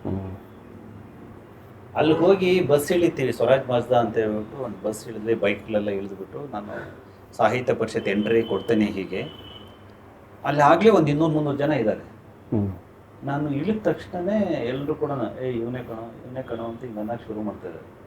ನನಗೆ ಭಯ ಏನಂದರೆ, ಇದು ರಾಜ್ಕುಮಾರ್ ಅವ್ರಿಗೂ ವಿಷ್ಣುವರ್ಧನ್ ಅವ್ರಿಗೇನೋ ಗಲಾಟೆಗಳಂತೆ. ಸಾಹಿತ್ಯ ಪರಿಷತ್ತಲ್ಲಿ ಅದುವರೆಗೂ ವಿಷ್ಣುವರ್ಧನ್ ಅವ್ರದ್ದು ಒಂದು ಕಾರ್ಯಕ್ರಮ ಆಗಿರಲಿಲ್ಲ. ಮೊದಲನೇ ಸರಿ ನಾನು ಅಲ್ಲಿ ಕಾರ್ಯಕ್ರಮ, ವಿಷ್ಣುವರ್ಧನ್ ಅವ್ರ ಕಾರ್ಯಕ್ರಮ. ಸೊ ಅಲ್ಲಿ ಸಾಹಿತ್ಯ ಪರಿಷತ್ ಅಂದರೆ ಡಾಕ್ಟರ್ ರಾಜ್ಕುಮಾರ್ ಅವರಷ್ಟ. ಅಂದರೆ ಕನ್ನಡದ ವಿಷಯಕ್ಕೆ ಬಂದರೆ ರಾಜ್ಕುಮಾರ್ ಅವರಷ್ಟು ಯಾವ ನಟರು ಕೂಡ ಅದು ಕನ್ನಡದ ಜೊತೆ ಗುರುತಿಸ್ಕೊಂಡಿಲ್ಲ. ಅದರಿಂದ ಸಾಹಿತ್ಯ ಪರಿಷತ್ ಆಗಲಿ, ರವೀಂದ್ರ ಕಲಾಕ್ಷೇತ್ರ ಆಗಲಿ, ಅವೆಲ್ಲವೂ ಡಾಕ್ಟರ್ ರಾಜ್ಕುಮಾರ್ ಅವರ ಒಂಥರ ಅಡ್ಡಗಳು ಅನ್ನೋಷ್ಟು ಪ್ರಖ್ಯಾತಿ. ಅಂಥ ಜಾಗದಲ್ಲಿ ನಾನು ಕಾರ್ಯಕ್ರಮ ಮೊದಲನೇ ಸಾರಿ ವಿಷ್ಣು ಸರ್ದು ನಾನು ಹೋಗಿದ್ದೀನಿ. ಇವರೆಲ್ಲ ಇವನೇ ಕಣೋ ಅಂತವ್ರೆ. ನನಗೆ ಒಳಗಡೆ ಹಾರ್ಟ್ ಬೀಟ್ ಸ್ವಲ್ಪ ಹೆಚ್ಚಾಗ್ತಿದೆ. ಸೊ ಒಳಗಡೆ ಹೋಗಿ ಸಾಹಿತ್ಯ ಪರಿಷತ್ತಿನ ಮೆಟ್ಲು ಹತ್ತೋಷ್ಟ್ರೊಳಗಾಗಿ ಬಂದು ಒಬ್ಬ ಕೈ ಕೊಟ್ಟ. ನೀನೇ ಶ್ರೀನಿವಾಸ? ಹಾಂ, ಫಸ್ಟ್ ಟೈಮ್ ಸಾಹಿತ್ಯ ಪರಿಷತ್ತಲ್ಲಿ ಕಾರ್ಯಕ್ರಮ ಮಾಡ್ತಿರೋದು, ಗ್ರೇಟ್ ಗುರು ನೀನು ಅಂತ ಹೇಳ್ಬಿಟ್ಟು ತಪ್ಕೊಂಡೆ. ಅಷ್ಟೇ ನನಗೆ ನೆನಪಿರೋದು. ಅದಾದಮೇಲೆ ನಾನು ಹೇಗಿದ್ರು ಒಳಗಡೆ ಹೋದೆ ಅಂತ ಇವತ್ತಿಗೂ ನನಗೆ ಗೊತ್ತಿಲ್ಲ. ಅಲ್ಲಿಂದ ಆಚೆಗೆ ಅವತ್ತು ಕಾರ್ಯಕ್ರಮ ತುಂಬ ಚೆನ್ನಾಗಾಯಿತು. ನಾನು ಒಂದಷ್ಟು ಮಾತಾಡಿದೆ. ಆ ಮಾತಿಗೂ ಒಂದಷ್ಟು ಅಭಿಮಾನಿಗಳ ಮಾತುಗಳಾಗಿದ್ದು ಅಂತ ಗೊತ್ತಿರಲಿಲ್ಲ ನನಗೆ. ಅವರು ಇಷ್ಟಪಟ್ಟರು ಆ ಮಾತುಗಳನ್ನ. ನಮ್ಮ ಯಜಮಾನ್ರ ಬಗ್ಗೆ ನಾವು ಯಾರು ಆಡ್ದಿರೋ ಮಾತುಗಳನ್ನ ಮಾಡಿದ್ರಿ ಅಂತ. ಅಲ್ಲಿಂದ ಆಚೆಗೆ ಅವ್ರು ಕರ್ಕೊಂಡು ಹೋಗ್ಬಿಟ್ಟು ಸಂಘಟನೆಗಳಲ್ಲಿ ಇದು ಅದು ಅಂತೇಳಿ ಕರೆದ್ರು. ನಮಗೆ ಗೊತ್ತಿಲ್ಲ, ಗುರಿ ಇಲ್ಲ. ಸೊ ಹೋಗೋಣ ಅಂತ ಹೇಳ್ಬಿಟ್ಟು ಅವ್ರು ಕರೆದ ಕಡೆಗೆಲ್ಲ ಹೋಗ್ತಾ ಇದ್ವಿ, ಕೂರ್ತಾ ಇದ್ವಿ, ಮಾಡ್ತಾ ಇದ್ವಿ. ಅದು ಹಾಗೆ ಹಾಗೆ ವಿಷ್ಣು ಸೇನಾ ಸಮಿತಿ ಬಂದು ಹಿಂಗೆ ಕೈಗೆ ತಟ್ಟೆಯಲ್ಲಿ ಬೊಕ್ಸೆಗೆ ಬಿತ್ತು. ಹಾಗೆ ವಿಷ್ಣುವರ ಕೆಲಸಗಳಿಗೆ ನಾನು ಜೊತೆಯಾಗಿದ್ದೆ ಬಿಟ್ಟರೆ ಉದ್ದೇಶಗಳು ನಾನು ಆಯ್ಕೆ ಮಾಡ್ಕೊಂಡಿದ್ದಲ್ಲ. ಅದು ಅಭಿಮಾನ ಅನ್ನುವಂಥದ್ದು ಅದು ತನ್ನಿಂದ ತಾನೇ ಹಾಗೆ ರೂಪುಗೊಳ್ತಾ ಹೋಯಿತು. ಅಷ್ಟೊಂದು ಕೊಡುಗೆ ಕೊಟ್ಟ ನಟ ನಮ್ಮ ಚಿತ್ರರಂಗಕ್ಕೆ. ಎಲ್ಲವೂ ಇದೆ, ಅಭಿಮಾನಿಗಳ ಮನಸ್ಸಲ್ಲಿದೆ, ಎಲ್ಲ ಅರಮನೆ ಕಟ್ಕೊಂಡು ಬಿಟ್ಟಿದ್ದಾರೆ ಹೃದಯದಲ್ಲಿ. ಒಂದು ಸ್ಮಾರಕ ಕಟ್ಟೋಕ್ಕಾಗದೆ ಒದ್ದಾಡ್ತಾ ಇರೋದು ನೋಡಿದ್ರೆ ಇಲ್ಲಾಗಲಿ ಅಲ್ಲಾಗಲಿ ಇಲ್ಲಾಗಲಿ ಅಲ್ಲಾಗಲಿ ಇದೊಂಥರ ಗೋಜಲಾಗಿ ನಿಂತಿಲ್ವ ಇದು ಇಷ್ಟೊಂದು ಮಾಡಿಕೊಳ್ಳೋ ಅವಶ್ಯಕತೆ ಇತ್ತಾ? ಎಲ್ಲರ ಸಹಕಾರ ಇದ್ದಿದ್ರೆ ಯಾವಾಗಲೂ ಮುಗಿದೋಗಿರೋ ಕಥೆನ ಇಲ್ಲಿವರೆಗೆ ತಂದು ಒಂದು ತಾರ್ಕಿಕ ಅಂತ್ಯಕ್ಕೆ ತರದೆ ಇಷ್ಟೊಂದು ಒದ್ದಾಡಿಸ್ಕೊಂಡಿರೋದು ನೋಡಿದ್ರೆ. ಸುದೀಪ್ ಆ ವಿಚಾರದಲ್ಲಿ ತುಂಬ ದೊಡ್ಡ ಮಟ್ಟದ ಶಕ್ತಿಯಾಗಿ ನಿಂತ್ಕೋತಾರೆ. ನೀವು ವಿಷ್ಣುವರ್ಧನ್ ಅಭಿಮಾನ ಕ್ಷೇತ್ರ ಅಂತೇಳ್ಬಿಟ್ಟು ಇಲ್ಲಿ ಮಾಡೋದಕ್ಕೆ ಹೊರಡ್ತೀರಿ, ಅದಕ್ಕೊಂದು ಅರ್ಧ ಎಕರೆ ಜಾಗ ಅವರು ತೆಗೆದಿಡ್ತಾರೆ ಸುದೀಪ್. ಅಂದರೆ ಅಭಿಮಾನ ಬರೀ ತೋರಿಸೋದಕ್ಕಲ್ಲ, ಹೇಳ್ಕೊಡೋದಕ್ಕಲ್ಲ, ಕಾರ್ಯರೂಪಕ್ಕೆ ತರೋದು ಅನ್ನೋದು ನೀವು ಮತ್ತು ಸುದೀಪ್ ಅವರು ಆ ಚಾಲನೆ ಕೊಟ್ರಿ ಅದಕ್ಕೆ. ಆ ನಿಟ್ಟಲ್ಲಿ ನೋಡಿದ್ರೆ ಇಷ್ಟೊತ್ತಿಗಾಗಲೇ ಯಾವುದೋ ಮಟ್ಟಕ್ಕೆ ತಗೊಂಡೋಗಿ ನಿಲ್ಲಿಸ್ಬೇಕಾಗಿರೋ ವ್ಯಕ್ತಿಯನ್ನು ಈ ರೀತಿ ಬೀದಿಲಿ ನಿಂತ್ಕೊಂಡು ಎಳೆದಾಟಗಳು ಮಾಡೋದು ಎಷ್ಟು ಸರಿ ಅಂತ. ಅವ್ರ ವಿಷಯದಲ್ಲಿ ಯಾವುದೂ ಸುಲಭಕ್ಕೆ ದಕ್ಕಿಲ್ಲ. ಅವ್ರಿಗೆ ಸಿಕ್ಕಿದ್ದು ಒಂದೇ ಸುಲಭವಾಗಿ ನಾಗರಾವುದು ಸಿನಿಮಾದ ಯಶಸ್ಸು. ಅದರ ನಂತರದಲ್ಲಿ ಅವರೆಲ್ಲವನ್ನ ಕಷ್ಟಪಟ್ಟೆ ಪಡ್ತಿದ್ದಾರೆ. ಸೊ ಸಾವಿನ ನಂತರದಲ್ಲಿ ಆ ವ್ಯಕ್ತಿಗೆ ಇನ್ನೊಂದಷ್ಟು ಗೌರವಗಳಿಗೆ, ನೆಮ್ಮದಿಗೆ ಅರ್ಹವಾದಂತಹ ಸಾಧನೆ ಇತ್ತು. ಆದರೆ ಈ ಸಮಾಜ ಹೇಗಿದೆ ಅಂತಂದರೆ, ನನ್ನದೊಂದು ಕಣ್ಣು ಹೋದ್ರೂ ಪರವಾಗಿಲ್ಲ, ಅವನಿಗೆ ಎರಡೂ ಕಣ್ಣು ಹೋಗಬೇಕು ಅನ್ನೋಂಥ ಮನಸ್ಥಿತಿ. ಸೊ ಈ ಕಾರಣಕ್ಕೆ ಕೆಲವೊಂದು ಸಲ ಮೌಲ್ಯಗಳು ಅನ್ನೋಂಥದ್ದು, ಭಾವುಕತೆ ಅನ್ನೋಂಥದ್ದು, ಸಾಧನೆ ಅನ್ನೋಂಥದ್ದು ಬರೀ ಪುಸ್ತಕದ ಭಾಷೆ ಆಗುತ್ತೆ ಹೊರತು ತೋರ್ಪಡಿಕೆ ಅಷ್ಟೇ, ಅದು ನಮ್ಮ ಮನದಾಳದ ಮಾತಾಗಲ್ಲ. ಸೊ ಈ ಕಾರಣಕ್ಕೆ ಯಜಮಾನರಿಗೆ ತೊಂದರೆ ಆಗಿದೆ. 2009ರಲ್ಲಿ ಅಂತ್ಯ ಸಂಸ್ಕಾರ ಮಾಡೋ ಹೊತ್ತಲ್ಲಿ ಅವರು ಬಾಲಣ್ಣ ಅಂತೇಳಿ ನಮ್ಮ ಹಿರಿಯ ನಟರು, ನಾನು ಭಾಳ ಮೆಚ್ಚಿನ ನಟರು ಅವರು ಒಂದು ಅಭಿಮಾನ ಸ್ಟುಡಿಯೋ ಅಂತ ಮಾಡಿರ್ತಾರೆ. ಆ ಸ್ಟುಡಿಯೋದಲ್ಲಿ ಸರ್ಕಾರದ ಅನುಮತಿ ಇಲ್ಲದೆ ಇವ್ರ ಕುಟುಂಬದವರು ಅದರ ಮೇಲಿರುವಂಥ ಕೇಸುಗಳನ್ನೆಲ್ಲ ಮುಚ್ಚಿಟ್ಟು, ಸೊ ಸರ್ಕಾರಕ್ಕೆ ನಮ್ಮ ಇಲ್ಲಿ ಅಂತ್ಯ ಸಂಸ್ಕಾರ ಮಾಡಲಿಕ್ಕೆ ಯಾವುದೇ ತೊಂದರೆ ಇಲ್ಲ ಅಂತ ಒಂದು ಲೆಟ್ರಲ್ಲಿ ಕೊಡ್ತಾರೆ. ಸರ್ಕಾರ ಅದರ ಒಂದು ಪೂರ್ವಾಪರ ಪರಿಶೀಲನೆಯೂ ಮಾಡಲ್ಲ, ಮತ್ತು ಅದರ ವೈಖರಿ ಹೇಗಿರುತ್ತಂತಂದರೆ ಸದ್ಯ ಇದೊಂದು ಮುಗಿಸ್ಬಿಡೋಣಪ್ಪ ಅನ್ನೋ ಥರದ್ದು. ಅದು ಮುಗಿಸ್ಬಿಟ್ಟು ಬಂದರು. ಅದಾದಮೇಲೆ ಭಾರತಿ ಮೇಡಮ್ ಅವರು ಭಾಳ ಕಷ್ಟಪಟ್ಟರು ಪಾಪ. ಎಲ್ಲ ಕಡೆಗೆಲ್ಲ ಇಲಾಖೆಗಳಿಗೆಲ್ಲ ಓಡಾಡಿ ಏನು ಆಗಲ್ಲ ಅಂತ ಗೊತ್ತಾದಾಗ ಅವರು ಮೈಸೂರಿಗೆ ನಾವು ಹೊರಟ್ಬಿಡ್ತೀವಿ ಅಂತ ಅನೌನ್ಸ್ ಮಾಡಿದ್ರು. 2016 ತನಕ, 2009ರಿಂದ 2016 ತನಕ ಪಾಪ ಇಲ್ಲೇ ಆಗಬೇಕು ಅಂತ ಓಡಾಟ ಮಾಡಿದರು. ತಾಕಲಾಟ ಆಗಲಿಲ್ಲ. ಅದಾದಮೇಲೆ ನಾವು ಮೈಸೂರಿಗೆ ಹೋಗ್ತೀನಿ ಅಂತಂದಾಗ ಆವಾಗ ನಾನು ಪ್ರವೇಶ ಆಗಿ, ಇದೇನು ಒಂದು ಟೆಂಟ ಅಥವಾ ಒಂದು ನಮ್ಮದೇನಾದರೂ ಒಂದು ಪ್ರಾಣಿ ಏನಾದರೂ ಸೋತೋಗ್ಬಿಟ್ರೆ, ಒಂದು ಕೋತಿನೋ ಒಂದು ದನನೋ, ಅದಕ್ಕೆ ನಾವು ಭಾಳ ಗೌರವಿತವಾಗಿ ಸಂಸ್ಕಾರ ಮಾಡಿ ಅಲ್ಲೊಂದು ಕಲ್ಲು ನೆಟ್ಟು ಅದನ್ನು ಕಾಪಾಡ್ಕೋತೀವಿ ನಾವು. ಅದನ್ನು ಮತ್ತೆ ತೆಗಿಬೇಕಂತಂದ್ರೂ ಕೂಡ ನಾವು ತೆಗಿಯಕ್ಕೆ ಹೋಗಲ್ಲ. ಎಲ್ಲ ಅಂತಿಮ ಸಂಸ್ಕಾರ ಆಗಿರುತ್ತೋ ಅಲ್ಲೇ ಸ್ಮಾರಕ ಆಗುವಂಥದ್ದು ಅನ್ನೋದು ಯಜಮಾನರ ಅಂತಿಮ ಸಂಸ್ಕಾರ ಅಲ್ಲ ಆಗಿದೆ. ತಗೊಂಡೋಗಿ ಲಕ್ಷಾಂತರ ಜನ ಅಲ್ಲಿ ನಂಬಿದ್ದಾರೆ, ಈ ಜಾಗದಲ್ಲಿ ಯಜಮಾನರು ಇದ್ದಾರೆ ಅಂತ. ದೇವಸ್ಥಾನ ಎಷ್ಟೋ ಜನ ಬರ್ತಾರೆ, ಹರಕೆ ಹೊತ್ಕೊಂಡು ಹೋಗ್ತಾರೆ, ಎಷ್ಟೋ ಜನ ಬರ್ತಾರೆ, ಇಲ್ಲಿ ಕೈ ಮುಗಿತಾರೆ. ಸೊ ಇಂಥ ಹೊತ್ತಲ್ಲಿ ನೀವು ಸ್ಥಳಾಂತರ ಮಾಡಬಾರ್ದು ಅಂತ ಹೋರಾಟ ಮಾಡಿದ್ವಿ. ಅದು ಸ್ವಲ್ಪ ನಮಗೆ ಕುಟುಂಬದವರಿಗೆ ಇರಿಸುಮರ್ಸಾಗಿ, ನಾವು ಹೇಳಿದ ಕಡೆ ನೀವು ಬರಬೇಕು ಅಂತ ಅವ್ರ ಮಾತು, ನಮ್ಮ ಯಜಮಾನರು ಇಲ್ಲಿದ್ದಾರೆ, ನಾವು ಇಲ್ಲೇ ಇರ್ತೀವಿ ಅನ್ನೋಂಥದ್ದು ನಮ್ಮ ಮಾತು. ಇಬ್ಬರಲ್ಲೂ ಸ್ವಾರ್ಥ ಇರಲಿಲ್ಲ. ಅವರು ಇದನ್ನೆಲ್ಲ ನೋಡಿ, ವ್ಯವಸ್ಥೆಯನ್ನು ನೋಡಿ ನೊಂದು ಹೋಗಿದ್ದು. ನಾವು ಈ ವ್ಯವಸ್ಥೆಯನ್ನು ನೋಡಲಿಕ್ಕೆ ಸಿದ್ಧವಾದಂಥವ್ರು. ಸೊ ಅದಾದಮೇಲೆ ಈ ತಾಕಲಾಟದಲ್ಲಿ ಉಳಿಸ್ಕೊಂಡ್ವಿ. ಅಲ್ಲಿ ಉಳಿಸ್ಕೊಂಡು 2025 ತನಕ, ಮೊನ್ನೆ ಹೋದ ಆಗಸ್ಟ್ ತನಕ 10 ವರ್ಷ ಅದನ್ನು ಉಳಿಸ್ಕೊಂಡು ಬಂದ್ವಿ. ಅಲ್ಲಿ ಒಂದು ಕಟ್ಔಟ್ ಜಾತ್ರೆ ಅಂತ ಮಾಡಿದ್ರೆ 2 ಲಕ್ಷ ಜನ ಬಂದಿದ್ರು. ಅಷ್ಟು ಅಭಿಮಾನ ಇವತ್ತಿಗೂ ಕೂಡ ಏನು ಸಣ್ಣ ವಿಷಯ ಅಲ್ಲ. ಅದು ಒಂದು ದಾಖಲೆನೇ ಆಗೋಯ್ತು. ದಾಖಲೆ ಅದು Limca book of record Limca ಇದಕ್ಕೆ. ಸೊ ಅದನ್ನು ಮಾಡಿ ಕೊನೆಗೆ ರಾತ್ರೋರಾತ್ರಿ ಕೋರ್ಟಲ್ಲಿ ಆಟೋ ತೊಗೊಂಬಂದು ಹೊಡೆದಾಕ್ಬಿಡ್ತಾರೆ. ಅದಾದಮೇಲೆ ಸುದೀಪ್ ಸರು ನಾನು ಸೇರಿಕೊಂಡು ಬೆಂಗಳೂರಲ್ಲಿ ಮತ್ತೆ ಆ ಅಸಹ್ಯದ ಜಾಗಕ್ಕೆ ಹೋಗಬಾರ್ದು, ಒಂದ್ಸಲ ಹೊಡೆದಾಕಿದ್ದಾರೆ ಬಿಟ್ಬಿಟ್ಟು. ಅದೇನು ಅಭಿಮಾನಿಗಳಿಗೆ ಈಗ ಮೈಸೂರಲ್ಲಿ ಇವರು ಅಸ್ಥಿ ತೊಗೊಂಡು ಹೋಗಿ ಅಲ್ಲಿ ಸ್ಮಾರಕ ಮಾಡಿದ್ರು. ನೀವು ಹೇಳಿದ್ರಲ್ಲ ಏನೂ ಆಗಲಿಲ್ಲ ಅಂತ, ಆಗಿದೆ. ಕರ್ನಾಟಕದಲ್ಲಿ ಯಾರಿಗೂ ಇಲ್ಲದಷ್ಟು ದೊಡ್ಡ ಸ್ಮಾರಕ ಇವ್ರಿಗಾಗಿದೆ. 5 ಎಕರೆಯಲ್ಲಿ ಸ್ಮಾರಕ ಆಗಿದೆ, ಭಾಳ ಚೆನ್ನಾಗಿದೆ. ಒಂದಷ್ಟು ಮೇಂಟೆನೆನ್ಸು ಅದು ಇದು ಸಮಸ್ಯೆ ಆಗ್ತಾ ಇರುತ್ತೆ, ಹಾಗಾಗಿ ಸೋಷಿಯಲ್ ಮೀಡಿಯಾದೆಲ್ಲ ಸುದ್ದಿ ಆಗ್ತಾ ಇರುತ್ತೆ. ಅದು ಬಿಟ್ಟರೆ ಚೆನ್ನಾಗಿದೆ, ಯಾರಿಗೂ ಅಷ್ಟು ದೊಡ್ಡ ಜಾಗ ಕೊಟ್ಟಿಲ್ಲ.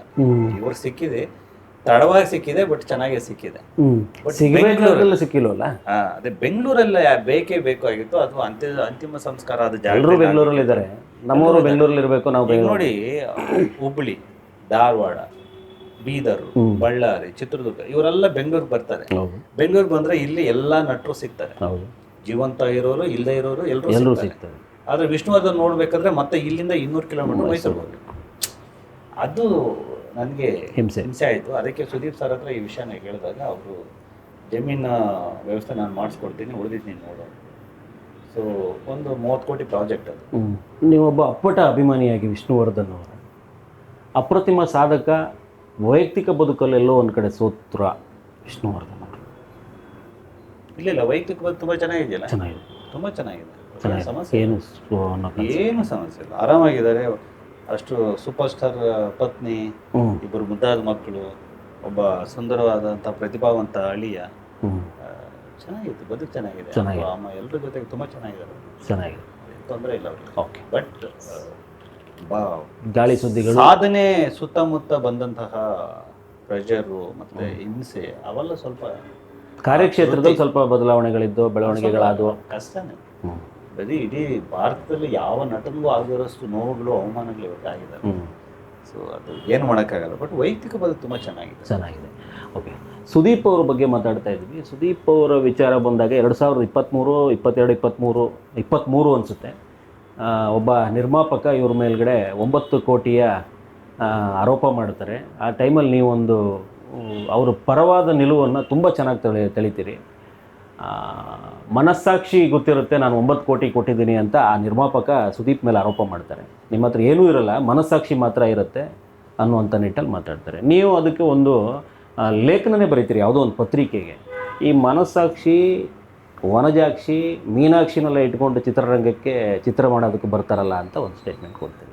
ಇವತ್ತಿಗೂ ವನಜಾಕ್ಷಿ, ಮೀನಾಕ್ಷಿನ ಇಟ್ಕೊಂಡು ಚಿತ್ರ ಮಾಡೋರ ಸಂಖ್ಯೆ ಹೆಚ್ಚಿದೆಯಾ?